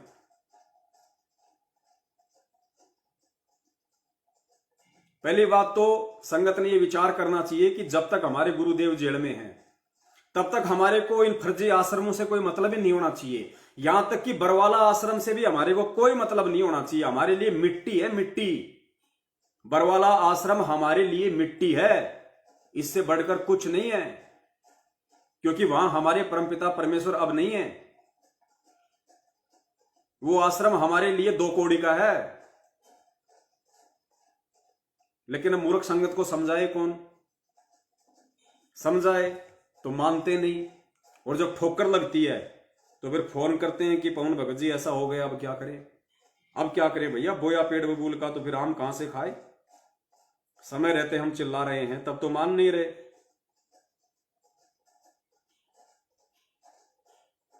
अब देखिए, आश्रम के विषय में परमात्मा का एक छोटा सा आपको संदेश सुनाते हैं। एक गुरुदेव का छोटा सा वीडियो है सत्संग का, जिसमें इन आश्रमों के विषय में गुरुजी क्या बता रहे हैं। जिन आश्रमों पे तुम जा जाके नाक रगड़ते हो, तुम सोचते हो कि वहां पे गुरुजी बैठे हुए हैं, वहां हमें आशीर्वाद मिलेगा, हमें लाभ मिलेगा, कुछ नहीं मिलेगा। वहां पे तुम्हें टट्टू मिलेगा, टट्टू वर्तमान में, और कुछ नहीं मिलेगा। गुरुजी किसी भी आश्रम में नहीं है। गुरुजी अगर कहीं है तो उस भगत के घर में है, जो भगत गुरुजी के वचन पे चल रहा है, गुरुजी की मर्यादाओं में है, वहां गुरुजी हैं। आश्रमों में गुरुजी नहीं है, बिल्कुल भी 1% भी। ये सारी बातें गुरुजी पहले ही सत्संगों में क्लियर कर चुके हैं। अगर किसी ने सत्संग नहीं सुने या सुन के भी नहीं समझ पाए तो उसकी अपनी कमजोरी है। अब खाते रहो वहां धक्के, कुछ नहीं मिलेगा उन आश्रमों में दंडवत करने से। और अब तुम्हें उन्हीं आश्रमों के नाम पे और लूटा जाएगा। ये बहुत बड़ी चाल है इस मैनेजमेंट की, सरकार के नीचे हाथ देने की, कि आज हम सरकार से भीख मांग के और हम एक सहानुभूति पैदा कर देंगे। हरियाणा सरकार में, हरियाणा प्रशासन में एक सहानुभूति पैदा कर देंगे। और हो सकता है ये कोरोना का दबाव 2 महीने रहे, 6 महीने रहे, उसके बाद में हम सरकार से हम पुनः ये प्रार्थना करेंगे, हम ये अपील करेंगे कि साहब आश्रम तो आपने खोल ही दिया, अब इसको बंद करने से कोई फायदा नहीं है। अब साहब क्यों ना आप लोग हमें सत्संग करने की आज्ञा दे दें, हमें सत्संग करने की अनुमति दे दें। और ये जो बड़े बड़े जो अधिकारी हैं, ये उनसे बात भी कर लेंगे कि साहब महीने का 5 लाख रुपया या महीने का 10 लाख रुपया साहब आपके पास में पहुंचता रहेगा, आप इस आश्रम को अब दोबारा से बंद मत करना साहब। ये करेंगे ऐसा, क्योंकि ये काल एजेंट हैं, ये घटिया इंसान हैं, इनको केवल माया चाहिए और कुछ नहीं चाहिए। तो फिर ये सरकार से प्रार्थना करेंगे, क्योंकि जान पहचान हो ही जाएगी उन अधिकारियों से, उस जिला कलेक्टर से, डीसीपी से, डीजीपी से। तो ये गृह सचिव आदि के पास में ये अपनी प्रार्थनाएं लगवाएंगे उनके माध्यम से।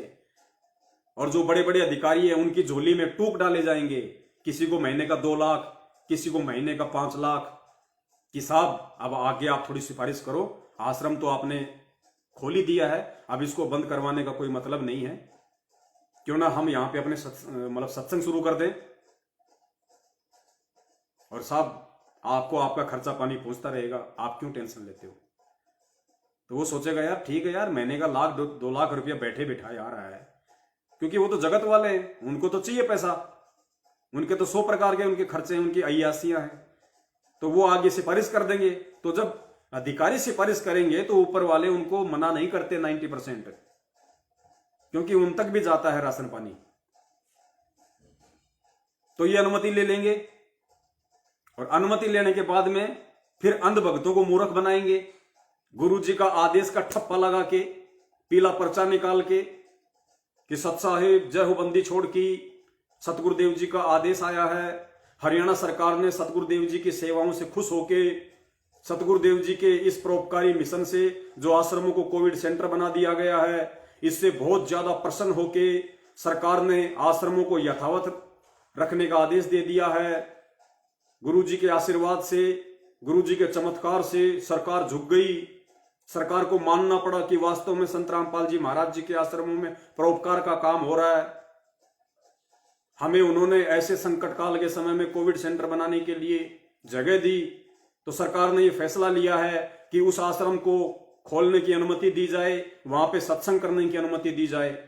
और फिर गुरुजी का लगा के ठप्पा उस पे, और फिर क्या करेंगे, जैसे मुंडका, दिल्ली, सिंहपुरा, भिवानी, जींद, बैतूल, इन फर्जी आश्रमों के अंदर आप लोगों को सत्संगों के नाम पे बुला बुला के और बलि के बकरे की तरह आपको दान ज्योति पाठ के नाम पे काटा जा रहा है। ऐसे फिर आपको बरवाला आश्रम के नाम पे काटा जाएगा, क्योंकि आप तो हो ही बलि के बकरे बनने के लिए तैयार। आपका तो जन्म ही लोगों की चापलूसी करने के लिए हुआ है। अंध भक्तों का तो जन्म ही कुत्ते की तरह लोगों की गुलामी करने के लिए हुआ है। उन्हें क्या पता क्या भक्ति है, क्या भक्ति का संविधान है, गुरुजी ने सत्संगों में क्या बोला है, गुरुजी ने हमें कैसे रहने के लिए कहा है, तत्व ज्ञान क्या है, क्या उसका प्रयोग करना, उसको खाना है, पीना है या उसको फेंकना है, तत्व ज्ञान को क्या करना है, तत्व ज्ञान है क्या। 70% को तो यही नहीं पता अभी। वो तो 2014 के बाद में भूत भगाने के लिए जुड़े। कोई अपनी बेटी के बेटा नहीं हो रहा उसके लिए, किसी की शादी नहीं हो रही उसके लिए, भैया 2 पाठ के पैसे जमा कराओ। लड़कियां हमारे पास में खूब है, खूब लड़कियां हमारे पास में एडवांस में पड़ी हैं, बिहार की, यूपी की। क्यों बेचारे भोले भगत हैं वहां पे। वो सोचते हैं यार मैनेजमेंट हमारी बच्ची की शादी करवाएगा, मैनेजमेंट कोई अच्छा परिवार ढूंढेगा। वो बेचारे नादानी में इन पे विश्वास कर लेते हैं, नाव गांव पता लिखवा देते हैं। आजकल तो इन्होंने एक रमेणी एप्लीकेशन और बना दी, ये धंधा शुरू कर दिया, पूरा धंधा। रामायण बना दिया इन्होंने रमेणी को। तो ये इनको पता है कि हमारे पास में लड़कियां एडवांस में पड़ी हैं। कोई भी लूला लंगड़ा, अंधा काना बहरा, छोटा बड़ा, पतला मोटा, काला पीला नीला, कोई भी आ जाओ भैया, एक 15,000 रुपए का पाठ करवाना पड़ेगा। और बाकी आप और देना चाहो अगर खुला पैसा तो आपकी मर्जी है। और किसी भी गधे के पीछे घोड़ी को बांध देते हैं। अब क्या होगा फिर?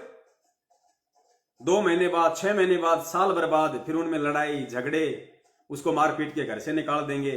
कईयों के तो ऐसे मुकदमे हैं, दास के पास में फोन आते हैं, रोती है बेचारी कि भगत जी एक बच्चा हो गया, अब क्या करूं। और विष्णु साहू ने उसकी दूसरी शादी करवा दी, विष्णु साहू ने उसकी दूसरी शादी करवा दी, और पहले वाली बहन को उसने छोड़ दिया, एक बच्चा भी है उसके। अब बताओ, ये धंधे हो रहे हैं। इन कोऑर्डिनेटरों को, इन मैनेजमेंट वालों को कोई मतलब नहीं है दया धर्म से, इस परमेश्वर के ज्ञान से, इस परमेश्वर की इज्जत से कोई मतलब नहीं। इनको पैसा चाहिए, उसके बाद जो मर्जी तुम इनसे करवा लो, जो मर्जी। तो उसके बाद फिर ये आप लोगों को लूटेंगे गुरु जी का ठप्पा लगा के कि आश्रम खुल गया, आश्रम खुल गया, आओ परमात्मा की दया हो गई, अब गुरु जी भी बहुत जल्दी आने वाले हैं। बोल देंगे, बोलने में कुछ नहीं जाता। मूर्ख संगत है, इनको पता है, मूर्ख संगत है, मूर्ख। भेड़ बकरियां ही है वास्तव में। मानेंगे हमारी बात, मानेंगे। गुरुजी भी बहुत जल्दी आने वाले हैं, सरकार ने आश्वासन दे दिया। ये अंदर की बात है, हमारे भक्तों को गुरुजी ने बताई है। जो भगत अभी जमानत पे बाहर आया उसको गुरुजी ने सारी बात बताई है। गुरुजी बहुत जल्दी आ रहे हैं, आश्रम खुल गया, देखो दया हो गई परमात्मा की। और मूर्ख संगत फिर भेड़ बकरियों की तरह मैं टर टर मैं दौड़ देंगे वहां पे, कुपात्रों को दान देंगी, अपने कर्म फोड़ेंगी। फिर पीछे से किसी का बेटा मर रहा है, किसी के काम धंधे में घाटा हो रहा है, किसी का एक्सीडेंट हो रहा है, कोई फांसी लगा रहा है, किसी के घर में झगड़ा हो रहा है, किसी को कोरोना हो रहा है, कोई मर रहा है कोरोना से। फिर कहेंगे भाई हम तो भक्ति भी कर रहे हैं, भक्ति करते करते फिर भाई ये दुख क्यों, ये तकलीफ क्यों? तो हमसे क्या पूछते हो, हमसे क्या पूछते हो भैया? अपने उन कुकर्मों को देखो जो पिछले 7 साल से तुम करते हुए आ रहे हो। ये कुपात्रों को दान देना, इन फर्जी नामदान केंद्रों पे ज्योति पाठ का पैसा देना, ये तुम्हारा सबसे बड़ा कुकर्म है, सबसे बड़ा कुकर्म। वो परमात्मा है, जेल में जाके बैठा है ना, पूरा आध्यात्मिक कोर्स देके गया है, हजारों सत्संग करके गया है, पूरा समझा के कि मेरी अनुपस्थिति में क्या करना है क्या नहीं करना है।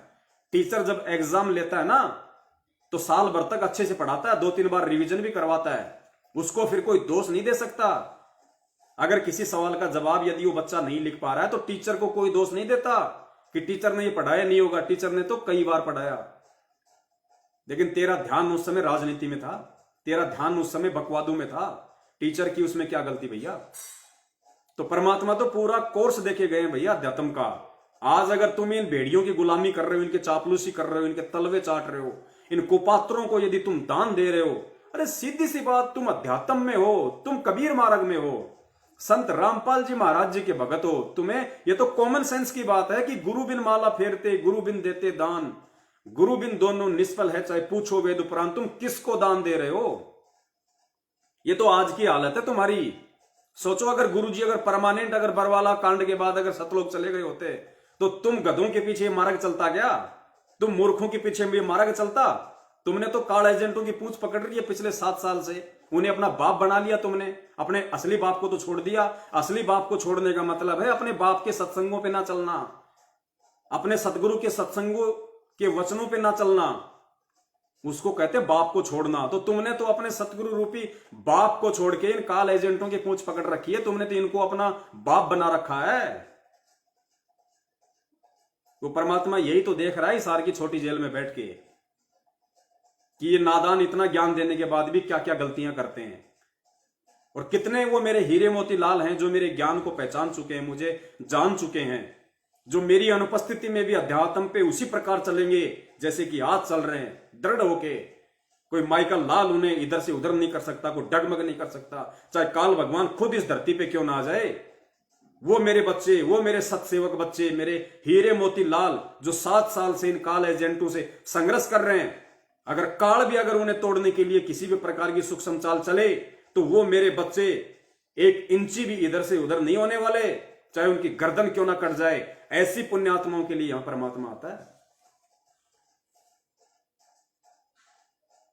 और तुम्हें कोई भी पीला पर्चा मोबाइल से टाइप करके ऊपर संत रामपाल जी का नाम लिख दो, बस गुरु जी का आदेश, भेड़ बकरी की तरह सब कूद पड़ेंगे खाई में।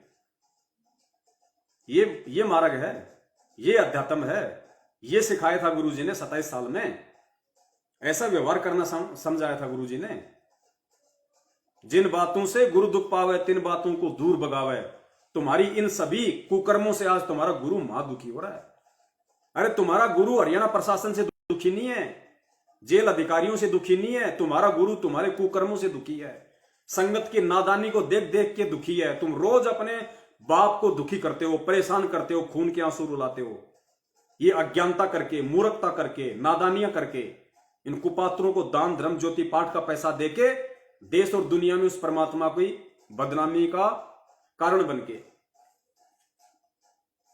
अब दो अपने बाप विष्णु साहू को खुल के ज्योति पाठ का पैसा दो, जाओ उस बैतूल आश्रम में रखड़ो, वहां पे नाक है, टट्टू मिलेगा वहां, टट्टू। गुरुजी नहीं बैठे वहां पे टट्टू बैठा, टट्टू। कुछ नहीं मिलेगा वहां, पत्थर और मिट्टी की दीवारें, वहां कुछ नहीं है। सतगुरु ऐसी जगहों पे थूकता भी नहीं है, ऐसे आश्रमों में सतगुरु थूकता भी नहीं है। ये अध्यात्म है, जिस दिन समझ जाओगे ना आंखें खुल जाएंगी। अब सुनिए सतगुरुदेव जी का सत्संग क्या बता रहे हैं परमेश्वर।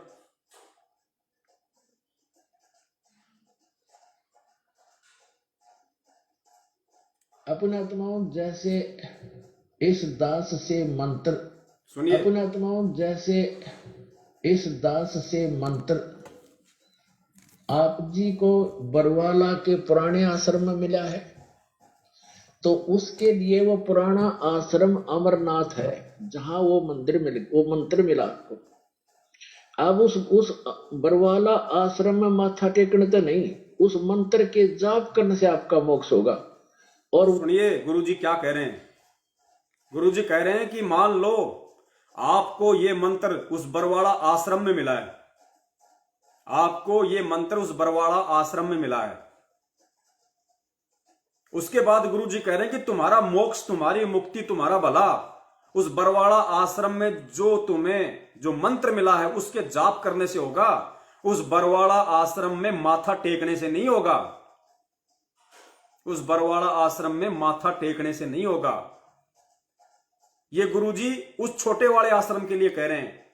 जिस समय 2010 में गुरुजी बरवाड़ा के बड़े आश्रम में आ गए थे, उसके बाद में जो छोटा आश्रम था बरवाला का, उसके विषय में गुरुजी कह रहे हैं कि अब मैं उस आश्रम में नहीं हूं और ना वहां पे कोई सत्संग हो रहा, तो अब उस आश्रम में जाके वहां पे माथा टेकने से तुम्हें कोई लाभ नहीं होने वाला, तुम्हें लाभ उस मंत्र से होगा।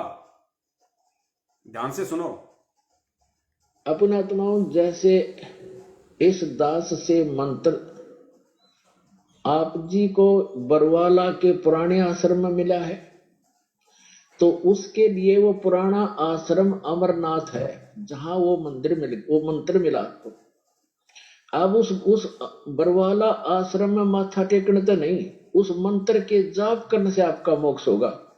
और वो मंत्र आपको ये दास कहीं भी मिल जावे, जैसे घर घर जाया करते थे हम, वो घर में मंत्र देते थे, तो उनके लिए वो स्थान है, वो अमरनाथ, जहां ये मंत्र मिला था, उस अमरनाथ उस अमर मंत्र के मिलने वाले स्थान से मोक्ष नहीं, थे माथा टेको चे ना टेको, माथा टेको या ना टेको, उस मंत्र के जाप से, मंत्र के जाप मर्यादा में रहते हुए मर्यादा साधना में करने से आपका मोक्ष होगा। जैसे पहले हम, ये कितनी गहरी बात है। अब अगर किसी भगत भाई बहन को फर्जी तरीके से अगर ऑनलाइन नाम दीक्षा मिली है, मध्य प्रदेश में लॉकडाउन के समय अगर किसी भगत भाई बहन को ऑनलाइन नाम दीक्षा मिली है मोबाइल पे, तो कहां ली उसने? अपने घर से ली ना, तो उसके लिए वो घर अमरनाथ है। लेकिन उस घर में माथा टेकने से कि भाई ओहो इस घर में मेरे को गुरुजी ने मेरे को मंत्र दे दिया, मेरे को नाम दीक्षा मिली, ओहो रोजाना उस घर में ही माथा टेके, ये सोच के कि इस घर को माथा टेकूं तो मेरा आत्म कल्याण हो जाए, जिंदगी में नहीं होगा। वो घर तो तेरे लिए अमरनाथ है क्योंकि तेरे को उस घर से वो अमर मंत्र मिला है, लेकिन मुक्ति तेरी उस अमर मंत्र के जाप से होगी, ये समझाना चाह रहे हैं गुरुजी। तो गुरुजी कह रहे हैं कि इन आश्रमों में माथा टेकने से कुछ नहीं होगा। जब तक गुरुजी जिस आश्रम में है उस आश्रम में आप जाओ, अगर आपका गुरु वहां है तो उस आश्रम में अपने गुरु को माथा टेकने से वो दंडवत का लाभ मिलेगा, अपने गुरुजी के दर्शन करने से वो दर्शनों का लाभ मिलेगा, अपने गुरुजी के उस आश्रम में जाके बैठ के सत्संग सुनने से वो ज्ञान यज्ञ और ध्यान यज्ञ का लाभ मिलेगा। अब गुरुजी उस आश्रम में है ही नहीं, गुरुजी बैठे आज हिसार जेल में, और तुम मूर्खों से इन काल एजेंटों के द्वारा मत्था टिकवाया जा रहा है बैतूल आश्रम में, मुंडका के आश्रम में, जिंदौर भिवानी के आश्रम में, रोहतक के सिंहपुरा के आश्रम में। और अभी अगर ये आश्रम खुल गया तो फिर तुम्हें मूर्ख बनाया जाएगा कि सतलोक आश्रम खुल गया, सत्संग शुरू हो गई आज। अरे सत्संग तुम्हारे घर पे नहीं है क्या? बरवाड़ा में क्या गुरुजी खुद आके सत्संग कर रहे हैं? वहां अगर तुम सत्संग सुनने जाओगे या वर्तमान में किसी भी फर्जी आश्रम में जो इन्होंने खोल रखे हैं तुम सत्संग सुनने जाते हो, तो वहां कौन से गुरुजी आके सत्संग कर रहे हैं? वहां पे तो ऐसे ही वो टीवी में लगा दिया जाता है। तो तुम्हारे घर पे भी तो है वो सत्संग, तुम्हारे घर पे भी तो है, तुम्हारे मोबाइल में भी तो है, तुम्हारे टीवी में भी तो तुम वो सत्संग सुन सकते हो, जब तक गुरुजी नहीं है। लेकिन कितनी संगत मूर्ख बन गई, उन आश्रमों के नाम पे वो मिट्टी के महल खड़े करवा दिए। बाढ़ में जाएं, हमारा बाप जेल में बैठा है और इन आश्रमों में स्विमिंग पूल बना के उनमें डुबकियां मार मार के ऐसो आराम कर रहे हैं लोग। पुण्यात्मा धिक्कार है तुम लोगों को, तुम्हारे दान करने पे, तुम्हारी इस मंद बुद्धि पे धिक्कार है। वो परमात्मा रोता भी होगा और वो परमात्मा हंसता भी होगा। रोता इसलिए होगा कि मैंने किन गधों को, मैंने किन मूर्खों को ये अनमोल ये तत्व ज्ञान मैंने दे दिया, और हंसता इसलिए कि इतना ज्ञान देने के बाद भी अगर ये ज्ञान अगर मैं किसी गधे को देता मैं 27 साल से, वो भी सतलोक जाने के लिए यहां भरने लग जाता। और ये मानव शरीरधारी इन गधों को ये ज्ञान देके उल्टी मैंने अपनी बेइज्जती करवाई, मैंने अपनी फजीती करवाई। आज उनके कुकर्मों के चलते मैं जेल में बैठा हूं। तो तुम अपने गुरु को दुखी कर रहे हो या अपने गुरु को तुम प्रसन्न कर रहे हो? तुम खुद अपना अवलोकन करो। कहां हो तुम अध्यात्म में? क्या ऐसे भक्ति मार्ग चला करता है? क्या काल ऐसे तुम्हें सतलोक जाने देगा? तुम्हें भक्ति मार्ग पे सफल होने देगा? तुम्हें 2 कदम नहीं चलने देगा, 2 कदम। अगर ऐसे ही मूर्ख बनते रहे तो इन आश्रमों के नाम पे, इन गुरुजी के परिवार वालों के नाम पे, भैया ये मिथ्या भ्रमणा तुमने तोड़नी पड़ेगी। चाहे आज तोड़ दो, चाहे कल तोड़ दो, चाहे अगले जन्म में तोड़ दो। कोई गुरुजी का परिवार वाला नहीं है, कोई स्टेट कोऑर्डिनेटर नहीं, कोई कोऑर्डिनेटर नहीं, कोई नामदान संचालक नहीं। अभी तक तो गुरुजी ने किसी को कोई आदेश ही नहीं दिया। जब परमेश्वर शरीर छोड़ के जाएंगे तब पूरी व्यवस्था करके जाएंगे। अभी तक तो कहां गए या भेज दिया तुम लोगों ने? अरे जब परमेश्वर सतलोक जाएंगे उससे पहले सारी व्यवस्था करके जाएंगे। जब परमेश्वर का जाने का समय आएगा उस समय इस पृथ्वी पे केवल परमेश्वर की विशेष आत्माएं बचेंगी, ज्ञानी आत्माएं बचेंगी। ये छटनी तो हो रही है आज इस लाखों की भीड़ में से। ये कुछ एक जो सत्सेवक जो छटे हैं, ये परमेश्वर के वो हंस हैं, वो हीरे मोती लाल हैं जो समझ चुके हैं अपने परमपिता परमेश्वर को। इनकी गर्दन काटी जा सकती है लेकिन ये अपने परमेश्वर के वचन के खिलाफ नहीं चलेंगे। चाहे गुरु जी का भाई आके चाहे पैर पकड़े, चाहे गुरु जी की बेटी और पत्नी आके चाहे हमारे पैर पकड़े कि भैया ज्योति का पैसा दे दो, एक पाठ करवा दो, 10 वांस दे दो, हम इन भिखारियों को एक चवन्नी भी भीख नहीं देंगे, एक चवन्नी भी, क्योंकि परमेश्वर ने भिखारी को भीख देने के लिए मना किया है। ठीक है भैया, खाना खा ले, अगर तू घर पे आई है तो अनारो माई खाना खा ले, मंजू बहन खाना खा ले, इससे ज्यादा कुछ नहीं, ये पानी की बोतल ले जा बस। वो भी सील तोड़ के देंगे, अगर बंद बोतल भी दे दी तो वो भी बेच देंगे ये लोग किसी बस स्टैंड पे 20 रुपए में, और बेच के अगर उससे अगर इन्होंने कोई उल्टा काम किया तो पुण्यात्मा, इतनी सावधानी की जरूरत है इस भक्ति मार्ग में। और तुम उनका चेहरा देखते ही कोई भी कह दे अरे गुरु जी की बेटी, अरे गुरु जी का भाई, अरे गुरु जी का जवाई, उन लंगड़े सरपंचों को देख के और तुम फूल जाते हो, जबकि वो तो 2 कौड़ी के जीव हैं, कुछ नहीं। सतगुरु का कोई परिवार नहीं होता, ये तो परमेश्वर ने लीला करनी पड़ती है। आज परमात्मा 650 साल की तरह नहीं आ सकते एक तालाब के, एक कमल के फूल के ऊपर। आज परमेश्वर ने देश काल और परिस्थिति के अनुसार उसी तरीके से एक कलयुगी परिवार को निमित्त बना के लीलामय तरीके से आना पड़ता है। वो क्यों आया? इसलिए आया ताकि मेरी पुण्य आत्मा आगे चल के मेरे ज्ञान को आधार बना के मुझे पहचान लेंगे कि मैं कौन हूं। 650 साल पहले खुद परमात्मा कमल के फूल पे प्रकट हुआ, और चलो बाकी संगत ने तो उनको नहीं देखा उनको प्रकट होते हुए कि भाई वो परमात्मा कमल के फूल पे आया है, लेकिन नीरू और नीमा ने तो देखा था, लेकिन वो भी उनको परमात्मा नहीं मान पाए, वो भी उनको प्रकट हुआ नहीं मान पाएंगे। उन्होंने भी यही सोचा कि कोई फेंक गया होगा तालाब में, क्योंकि उस समय अज्ञानता थी, साक्षरता नहीं थी, शिक्षा नहीं थी। इसलिए खुद उस परमात्मा को लहर तारा तालाब से, कमल के फूल से उठाने वाले भी उनको परमात्मा नहीं मान पाए, बाकी ने तो मानना ही कहा था। तो इसी प्रकार आज वो परमेश्वर जो गांव धनाना, जिला सोनीपत, हरियाणा में एक साधारण से जाट और किसान परिवार में आए हैं लीलामय रूप से, मंद बुद्धि भगत इतना ज्ञान लेने के बाद भी ये कहेंगे कि उनका तो जन्म हुआ है। संत रामपाल जी महाराज तो कबीर परमात्मा के भेजे हुए प्रतिनिधि हैं। भैया ये पूरी दुनिया को जैक लगा के उठाने का काम ये कोई कबीर जी का भेजा हुआ प्रतिनिधि नहीं कर सकता। ये मां के पेट से आया हुआ, जेल में लिपटा हुआ साधारण व्यक्ति नहीं कर सकता। जो खुद मां के पेट से जन्म लेके आया हो, जो खुद जेल में लिपट के, गंदगी में लिपट के आया हो, वो दुनिया का क्या मोक्ष करेगा? ये परमेश्वर है, इसको तत्व ज्ञान वाली आंखों से देखना पड़ेगा। इस चरम दृष्टि से तो तुम्हें जन्म लिया हुआ ही दिखाई देगा, चाहे रात दिन देखते रहना, चाहे कितने सत्संग सुन लेना। इस चरम दृष्टि से अंदर जो आध्यात्मिक दृष्टि है, तत्व ज्ञान वाली जो आंखें हैं, उनसे देखना पड़ेगा कि संत रामपाल जी महाराज कौन है, जन्म लिया है या प्रकट हुए हैं।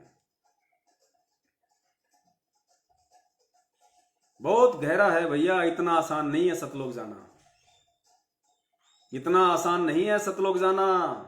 गुरुजी ने बताया बेटा ये बरवाड़े का बस स्टैंड नहीं है जो जाए रागे जाए रागे, यहां तो पूरा जोर लगेगा पूरा।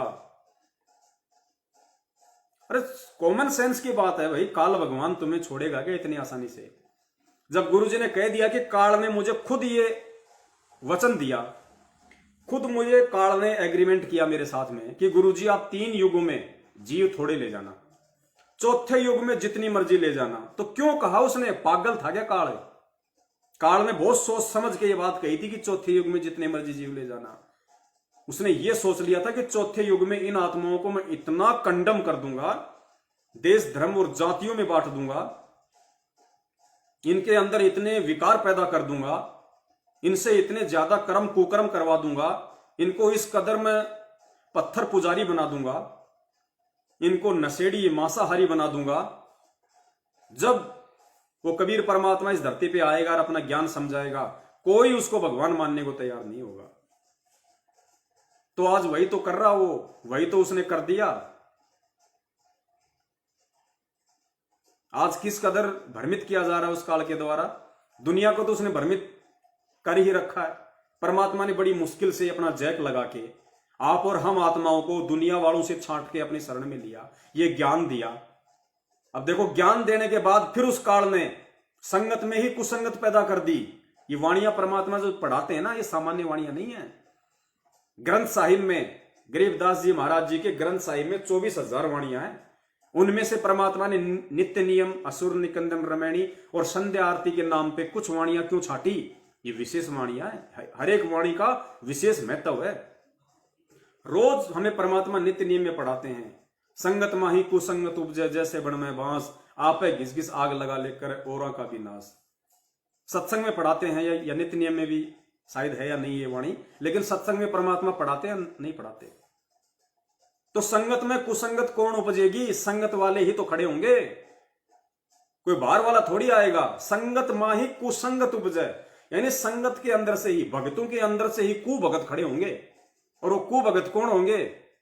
जो काल के एजेंट होंगे, काल की प्रेरणा से खड़े होंगे तुम्हें तोड़ने के लिए। और आज वो तोड़ने का काम ये कर रहे हैं। काल इतनी आसानी से जग जाहिर नहीं होने देगा कि मेरा एजेंट कौन है। काल के एजेंट को समझने के लिए परमेश्वर के ज्ञान को आधार बनाना पड़ेगा, परमेश्वर की वाणियों को, उनके सत्संगों को आधार बनाना पड़ेगा और पहचान करनी पड़ेगी कि वास्तव में काल एजेंट कौन है।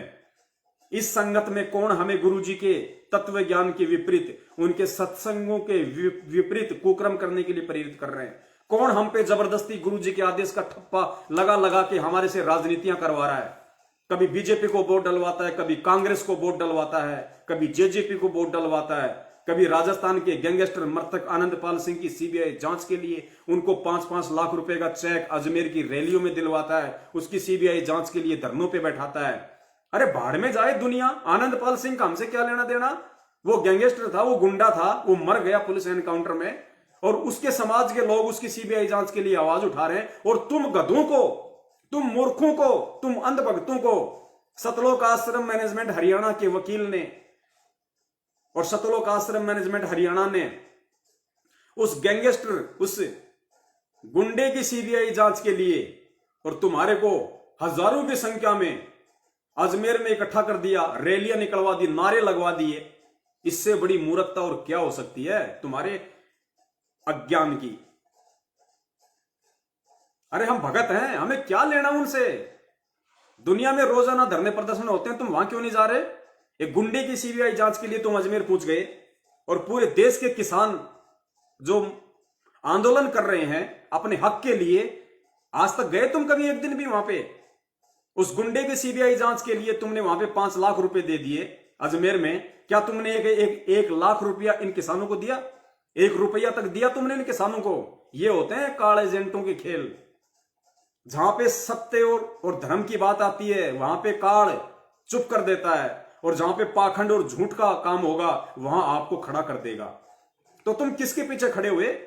सिर्फ मैनेजमेंट के पीछे। तुम अपने आप नहीं गए वहां पे, तुम्हारे को मैनेजमेंट लेके गया, ये काल एजेंट लेके गए काल की प्रेरणा से।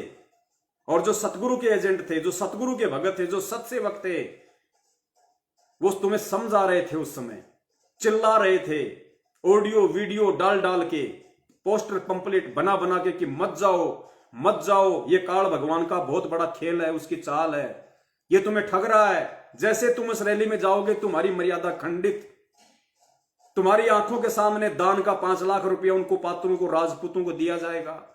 वो तुम्हारे 5 लाख से क्या करेंगे? क्या करेंगे? वो दारू, बियर, हुक्का, गांजा, सुल्फा, उल्टे कामों में, राजनीतियों में लगाएंगे। तुम सबको काल ठग लेगा, जितने भी लोग अजमेर में जाएंगे। हरियाणा का जाट आंदोलन कितना समझाया तुम लोगों को, एक के भी सिर में ये बात नहीं समाई। और क्या किया? अपनी ऐसी तैसी करवा ली वहां पे, महीने 2 महीने बैठ के अपनी ऐसी तैसी, अपना समय बर्बाद किया, भक्ति धन बर्बाद किया, अपना दान बर्बाद किया। और आज उन कुकर्मों का परिणाम पूरी संगत भुगत रही है। अकाल मौतें हो रही हैं, अकाल मौतें। भगत जी हम तो भक्ति कर रहे हैं, भक्ति करते करते भी कोरोना क्यों हो गया? भगत जी मेरे गांव में कोरोना से 2 लोगों की मौत हो गई। अरे होगी और क्या होगी? परमात्मा क्या करेगा? जबरदस्ती परमात्मा हाथ नहीं देगा तुम्हारे इन सतलोक आश्रम मैनेजमेंट हरियाणा वालों की तरह जो ये सरकार के नीचे जबरदस्ती हाथ दे रहे। क्योंकि भगवान को किसी से कोई मतलब नहीं है, चापलूसी नहीं करता परमात्मा, उनको कोई स्वार्थ नहीं है। तो गुरु जी तो स्पष्ट कर रहे हैं इन आश्रमों को लेके कि जहां मैं नहीं हूं वो तुम्हारे लिए कुछ नहीं है, मिट्टी है, मिट्टी। पर भैया काल तो काल है, वो तो ठगेगा भैया। और ठगेगा उनको जो मंद बुद्धि होंगे। नहीं देखे ठग के बताए ना, ये सतगुरु का सेवक है। और इस दास के जैसे, इस दास से भी बढ़ चढ़ के हजारों की संख्या में परमेश्वर के सतसेवक बच्चे बैठे हैं आज जगह जगह। जरा ठग के तो बताए ये काल भगवान, ये ठगना क्या होता है। हां, सीना ठोक के बोल सकते हैं ये बात आज कि देखे ठग के तो बताए ठगना क्या होता है। सतगुरु के सेवक हैं, किसी नकली पाखंडी संत महंत के बच्चे नहीं हैं। पूर्ण परमेश्वर कबीर साहेब जी के बच्चे हैं, ज्ञान आधारी बच्चे, जो वो बनाने के लिए आता है। हम उन कायर भक्तों की तरह नहीं है, उन झूठे भक्तों की तरह नहीं है, उन डरपोकों की तरह नहीं है जो हाथों में चूड़ियां पहन के अपने घरों में बैठे पड़े हैं। ये वीडियो देख देख के भी, सारी सच्चाई से परिचित होके भी परमेश्वर ने तुम्हें भेजा दे रखा है।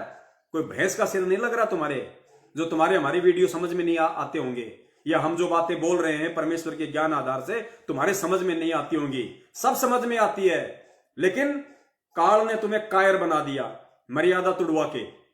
काल ने तुम्हें भयभीत कर रखा है, तुम्हें डरा रखा है बिना ज्ञान के, कि मैनेजमेंट की बात नहीं मानेंगे तो कल को आश्रम में नहीं घुसने देगा, मैनेजमेंट की बात नहीं मानेंगे तो गुरुद्रोही बना देगा पवन दास की तरह। अरे ये गुरुद्रोही बना देंगे तो मेरा क्या बिगड़ जाएगा भैया। कल को ये तेरा सतलोक आश्रम मैनेजमेंट हरियाणा अगर मुझे जबरदस्ती राष्ट्रपति बना देगा, अपने लेवल पे सर्टिफिकेट दे देगा मुझे कि पवन दास को राष्ट्रपति घोषित किया जाता है या पवन दास को मुख्यमंत्री घोषित किया जाता है, तो भैया मुझे कौन संसद में बैठा देगा? बैठा देगा कोई? तो जाहिर सी बात है, ये अगर मुझे गुरुद्रोही बोल देंगे तो मेरा क्या उखड़ लेंगे भैया? क्या उखड़ जाएगा मेरा?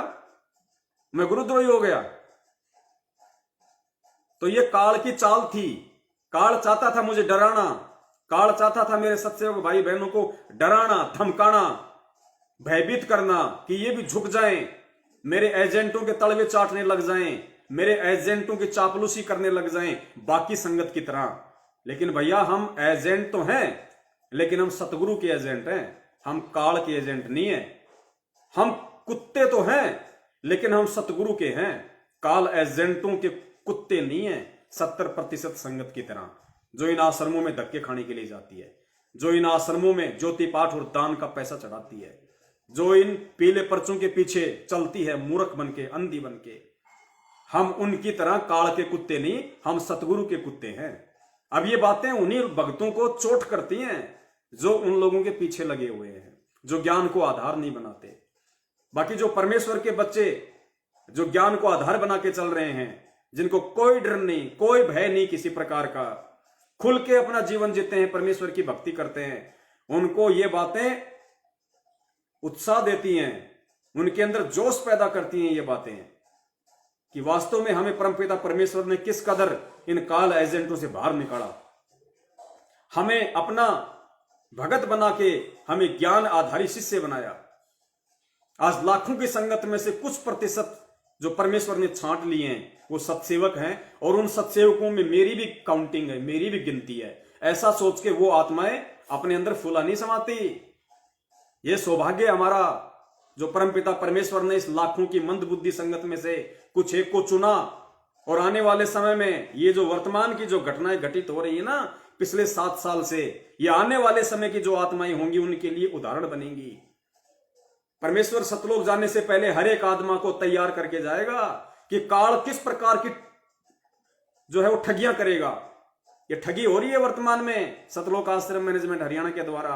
आने वाली आत्माओं के लिए परमात्मा एक एग्जाम्पल छोड़ जाएंगे कि भैया मेरे परिवार के पीछे नहीं, मेरे बेटा बेटी के पीछे नहीं, किसी कोऑर्डिनेटर के पीछे नहीं, केवल मेरे वचन के ऊपर, मेरे सत्संग रूपी आदेश के ऊपर तुम्हें चलना है अंतिम श्वास तक। और मेरे जाने के बाद में किसी आश्रम में कोई धक्के खाने के लिए नहीं जाना। यह भी परमात्मा ने क्लियर कर रखा है कि मेरे सतलोक जाने के बाद भी संगत को किसी आश्रमों में भटकने की जरूरत नहीं है, उसका घर ही उसका आश्रम होगा। और जो व्यवस्था परमात्मा जो बना के जाएंगे, जिन जिन भक्तों को निमित्त बना के जाएंगे कि भाई आगे लोगों को कैसे नाम दीक्षा देनी है, कैसे लोगों तक ये संदेश पहुंचाने हैं, उसके लिए परमात्मा एक सिस्टम बना के जाएंगे, लेकिन उस सिस्टम में ये कलयुगी परिवार नहीं होगा, ये गुरुजी के बेटा बेटी पोता पोती नहीं होंगे, ये स्टेट कोऑर्डिनेटर और इनके वंशज नहीं होंगे, ये तो फेल हो चुके हैं।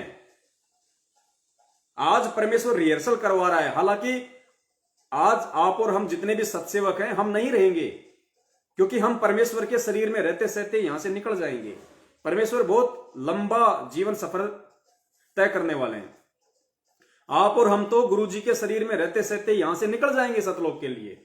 आप और हमारे जो वंशज होंगे, जो बच्चे होंगे, पोते पोतियां होंगी, उनको परमेश्वर ये सेवाएं देके जाएंगे। क्योंकि आज हमारे जो विचार हैं, जो हमारे बच्चे सुनते हैं, फिर हमारे बच्चों से फिर आगे आने वाली जो पीढ़ियां हैं वो चलेंगी, तो वो ज्ञान आधारी आत्माएं होंगी, परमेश्वर की विशेष आत्माएं होंगी। वो कभी ठगी का शिकार नहीं होंगी, क्योंकि वो परमेश्वर के वचन के खिलाफ चलने के सौपन में भी सोच ही नहीं सकती। तो उन आत्माओं को परमेश्वर निमित्त बना के जाएंगे अपने पूरे सिस्टम को सेट करने के लिए, उसको आगे उसको चलाने के लिए हजारों वर्षों तक। ये तो काल एजेंट हैं जो आज ठगी का शिकार हो गए, आज उस काल के कुत्ते बन के, और मन में आया जब बीजेपी सरकार के तलवे चाटने लग जाते हैं, मन में आया तो कांग्रेस सरकार के तलवे चाटने लग जाते हैं, मन में आया तो भूपेंद्र सिंह हुड्डा के तलवे चाटने लग जाते हैं। ये कुत्ते हैं काल के। गुरु जी के बेटा बेटी, गुरु जी की पत्नी, गुरु जी के भाई बंधु, गुरु जी के रिश्तेदार, स्टेट कोऑर्डिनेटर, फर्जी नामदान केंद्र वाले, वर्तमान वाले जो आज हैं, आज की डेट में, ये काल के कुत्ते हैं ये। और भक्तों, इस बात को तुम जितना जल्दी समझ लोगे, जितना अच्छे से समझ लोगे, तुम्हारे लिए उतना ही फायदेमंद रहेगा। क्योंकि ये मार्ग ज्ञान आधार का है, ये देखा देखी का मार्ग नहीं है। इस मार्ग में ये गड़बड़ियां नहीं चलेंगी बिल्कुल भी। ये आज आप और हम सबकी परीक्षा हो रही है। परमात्मा देख रहा है बैठ के कि मेरे ज्ञान पे कौन चल रहा है। करते रहो, जैसे कर्म करोगे वैसे फल मिलेंगे, वैसा ही परिणाम मिलेगा, वैसा ही तुम्हें भोगना पड़ेगा। परमात्मा 1 रुपया का भी लाभ नहीं देगा, 1% भी, वरना आज सैकड़ों की संख्या में तुम्हारे अपने भगत भाई बहन जो मैनेजमेंट के पीछे चल रहे हैं, उनके कुत्ते बन के चल रहे हैं। आज वो कोरोना से मर रहे हैं, कोऑर्डिनेटर तक मध्य प्रदेश में कोरोना से मर रहे हैं, नामदान संचालक तक कोरोना से मर रहे हैं। परमात्मा क्यों नहीं बचा रहा? क्या परमात्मा उन नामदान केंद्रों पे बैठा हुआ है? किसी की रक्षा नहीं करेगा, उसकी करेगा जो परमेश्वर के वचन पे चलेगा। चाहे मैं हूं, चाहे आप हो, चाहे कोई भी हो। तो ना तो आज हमें इन आश्रमों में धक्के खाने की जरूरत है अगर हमने परमेश्वर के ज्ञान को समझा है तो। और ये 2014 के बाद जितने भी भगत भाई बहन जो जुड़े हैं इस फर्जी नाम दीक्षा के तहत, उनसे हमारी विशेष ये प्रार्थना है कि समझो, वरना थोड़ी बहुत जो भक्ति तुम्हारी महीने 2 महीने में जो बनी होगी ना, वो भी खा जाएंगे ये लोग, और तुम्हारे साथ काल सबसे ज्यादा खेल खेलेगा। ये सबसे पहले तुम्हारा अविश्वास करेगा इस भक्ति पे, उसके बाद फिर तुम्हारे रिश्तेदार, तुम्हारे आसपास वाले लोग कहेंगे कि देखो रे बाबा रामपाल का भगत था, बड़ी उसकी बड़ाई किया करता था, बढ़ चढ़ के, परमात्मा है, भगवान है, बाल बाका नहीं होने देंगे, और देख कुत्ते की तरह मरा है। फिर क्या होगा भैया? तुम तो गए सो गए, आड़ोसी पड़ोसियों को भी परमात्मा का तुम दुश्मन बना जाओगे। सोचो तुम कितने पाप के भागी बन के जाओगे, भगत होके भी, अगर ज्ञान को आधार नहीं बनाया तो, सतगुरु के वचन पे नहीं चले तो ये 2014 के बाद वाले जो है ना, उनसे मेरी हाथ जोड़ के विनती है, भगत भाई बहनों, हमारे वचन थोड़े से कड़वे जरूर होते हैं, क्योंकि जो सत्य होता है उसको रखने के लिए, सत्य को रखने के लिए साहस की जरूरत होती है। तो सत्य जो है सामने वाले को कड़वा जरूर लगता है। गोरखनाथ और कबीर परमेश्वर की जो ज्ञान चर्चा थी, उसमें जब गोरखनाथ को कबीर परमेश्वर बोलने लगे कि गोरखनाथ में सबका गुरुआ, तो गोरखनाथ तो अपने आप को बहुत बड़ा समझता था, सिद्धि पुरुष समझता था, और कबीर जी उस समय छोटे से। और जब कबीर जी ने कहा ज्ञान चर्चा में कि गोरखनाथ में सबका गुरुआ, तो गोरखनाथ ने कहा कि तुम्हारा वचन मोहि लागे कड़वा, कि ऐसी बातें ना कर, मेरे को अच्छे नहीं लगते तुम्हारे वचन। तो परमेश्वर ने कहा कि जो कड़वा है सो मीठा होई, और हमारी बात पतिजे जोई, कि आज तुम्हें जो कड़वा लग रहा है वो कल को मीठा लगेगा अगर गौर करेगा तो, कि ये क्यों कह रहा है ऐसी बातें। क्या वास्तव में हम इन कुपात्रों को ज्योति पाठ और दान धर्म का पैसा देके उस परमात्मा के दोषी बन रहे हैं? क्या वास्तव में हम इन डीवीडी वाले सत्संगों के बहाने इनके फर्जी आश्रमों में जा जाके हम इनको ज्योति पाठ दान का पैसा देके अपना समय और भक्ति धन बर्बाद कर रहे हैं? क्या वास्तव में उन आश्रमों में गुरुजी आके सत्संग करते हैं, या फिर टीवी में चलाया जाता है, स्पीकर में चलाया जाता है? अगर टीवी और स्पीकर में वहां सत्संग चलाया जाता है तो वो तो मेरे घर में भी है, मैं यहां क्यों नहीं सुन सकता? मैं 1 घंटे का सत्संग सुनने के लिए अपना 2 घंटा बर्बाद करूंगा आने जाने का, तो यहां अगर मैं 3 घंटे सत्संग सुनता हूं तो मुझे तो उस आश्रम से कई गुना ज्यादा लाभ मिलेगा।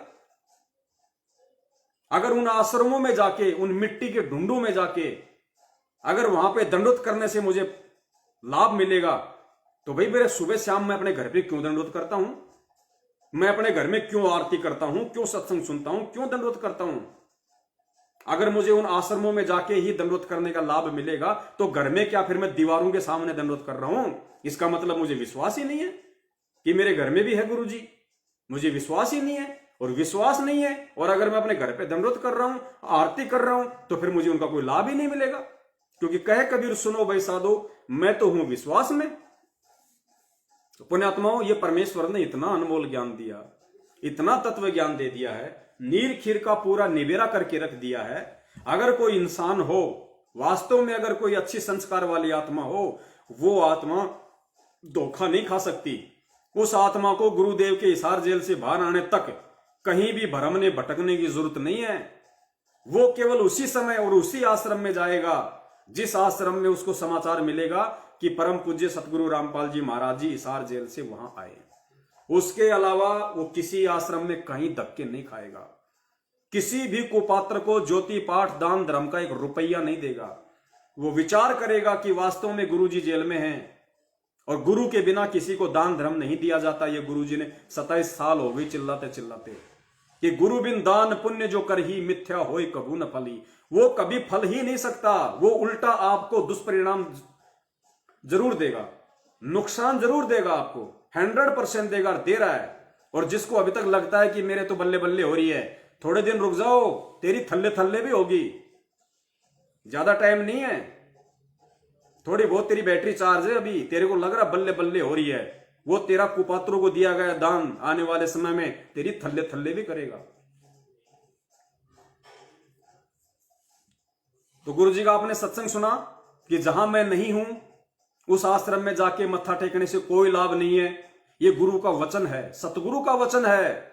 आज हिसार जेल से गुरु जी आदेश नहीं दे सकते अपने वचन के खिलाफ कि बेटा तुम वहां आश्रम में जाओ, बैतूल में जाओ, बरवाला में जाओ, तुम वहां पे दिल्ली में जाओ। आशीर्वाद नहीं देगा, आदेश नहीं देगा, क्योंकि साध वचन पलटे नहीं, चाहे पलट जाए ब्रह्मांड। ये सत्संग रूपी आदेश है, परमात्मा का असली आदेश। इसलिए हमने किसी भी काल एजेंट के बहकावे में आके और इन मिट्टी और पत्थर के ढूंढों में जाके हमें मत्था टेकने की जरूरत नहीं है। क्योंकि आज अगर हमारा कोई असली आश्रम है या संत रामपाल जी महाराज जी का अगर कोई असली आश्रम है तो आपका अपना घर है, वरना कोई आश्रम नहीं है। गुरु जी का कोई आश्रम नहीं है, मिट्टी के ढूंढ है वो। वहां जाओगे, अपनी मूर्खता का प्रमाण दोगे, गुरु को दुखी करोगे, आने वाले समय में खुद दुखी होगे। तो ये तो सुना आपने आज वर्तमान की स्थिति इन आश्रमों को लेके। अब आगे आपने जाना है या नहीं जाना है, आप खुद डिसीजन करना। मेरा काम केवल आपको संदेशा पहुंचाने का है, आपको सच्चाई से परिचित करवाने का है। एक थाली के अंदर गोबर रखा है, एक थाली के अंदर रसगुल्ले रखे हैं। मेरा काम केवल आपको यह बताने का है, अंधों को, जो अंधा व्यक्ति होता ना, उसको हाथ लगा के ये बताने का है कि तेरे राइट हैंड में जो थाली है उसमें रसगुल्ला है और लेफ्ट हैंड में जो थाली है उसमें गोबर भरा है। अब उसके बाद में उस आदमी के ऊपर निर्भर करता है वो जानबूझ के गोबर खाना चाहता है या वो रसगुल्ला खाना चाहता है। तो संगत अपना खुद निर्णय कर ले, खुद अपना डिसीजन कर ले। 7 साल से चिल्ला रहे हैं, हजारों की संख्या में वीडियो बना के डाल दिए और हर वीडियो हर विषय पे डिफरेंट होता है, मिक्सिंग नहीं होती किसी भी वीडियो में। चाहे परमात्मा 2 घंटे बुलवाएं, चाहे 4 घंटे बुलवाएं, चाहे 5 घंटे बुलवाएं, मिक्सअप नहीं होता है। हर एक बार नया मुद्दा होता है। तो ये कौन दे रहा है ये प्रेरणा, ये बातें कौन दे रहा है इस दिमाग में? ये परमेश्वर दे रहे हैं। इस दास के आज तक के जितने भी वीडियो हैं 1000 से ऊपर हो गए। फेसबुक पे जाना, हिंदी में लिखना शंका समाधान पवन दास के साथ है, तो फेसबुक का ग्रुप ओपन हो जाएगा। अंग्रेजी में लिखोगे शंका समाधान विद पवन दास, तो फेसबुक का पेज ओपन हो जाएगा। देख लेना, हजारों की संख्या में वीडियो पड़े हैं। एक भी विषय परमात्मा ने ऐसा नहीं छोड़ा जिसके ऊपर परमात्मा ने ना बुलवाया हो, संगत की आंखें खोलने के लिए ना बोला हो। उसके बाद भी भैया अगर रसगुल्ले छोड़ के गोबर ही खाना है तो भाई तुम्हारी अपनी मर्जी है, फिर ना मैं कुछ कर सकता ना वो परमात्मा कुछ कर सकता। जिसने खाना ही गोबर है वो फिर गोबर ही खाएगा।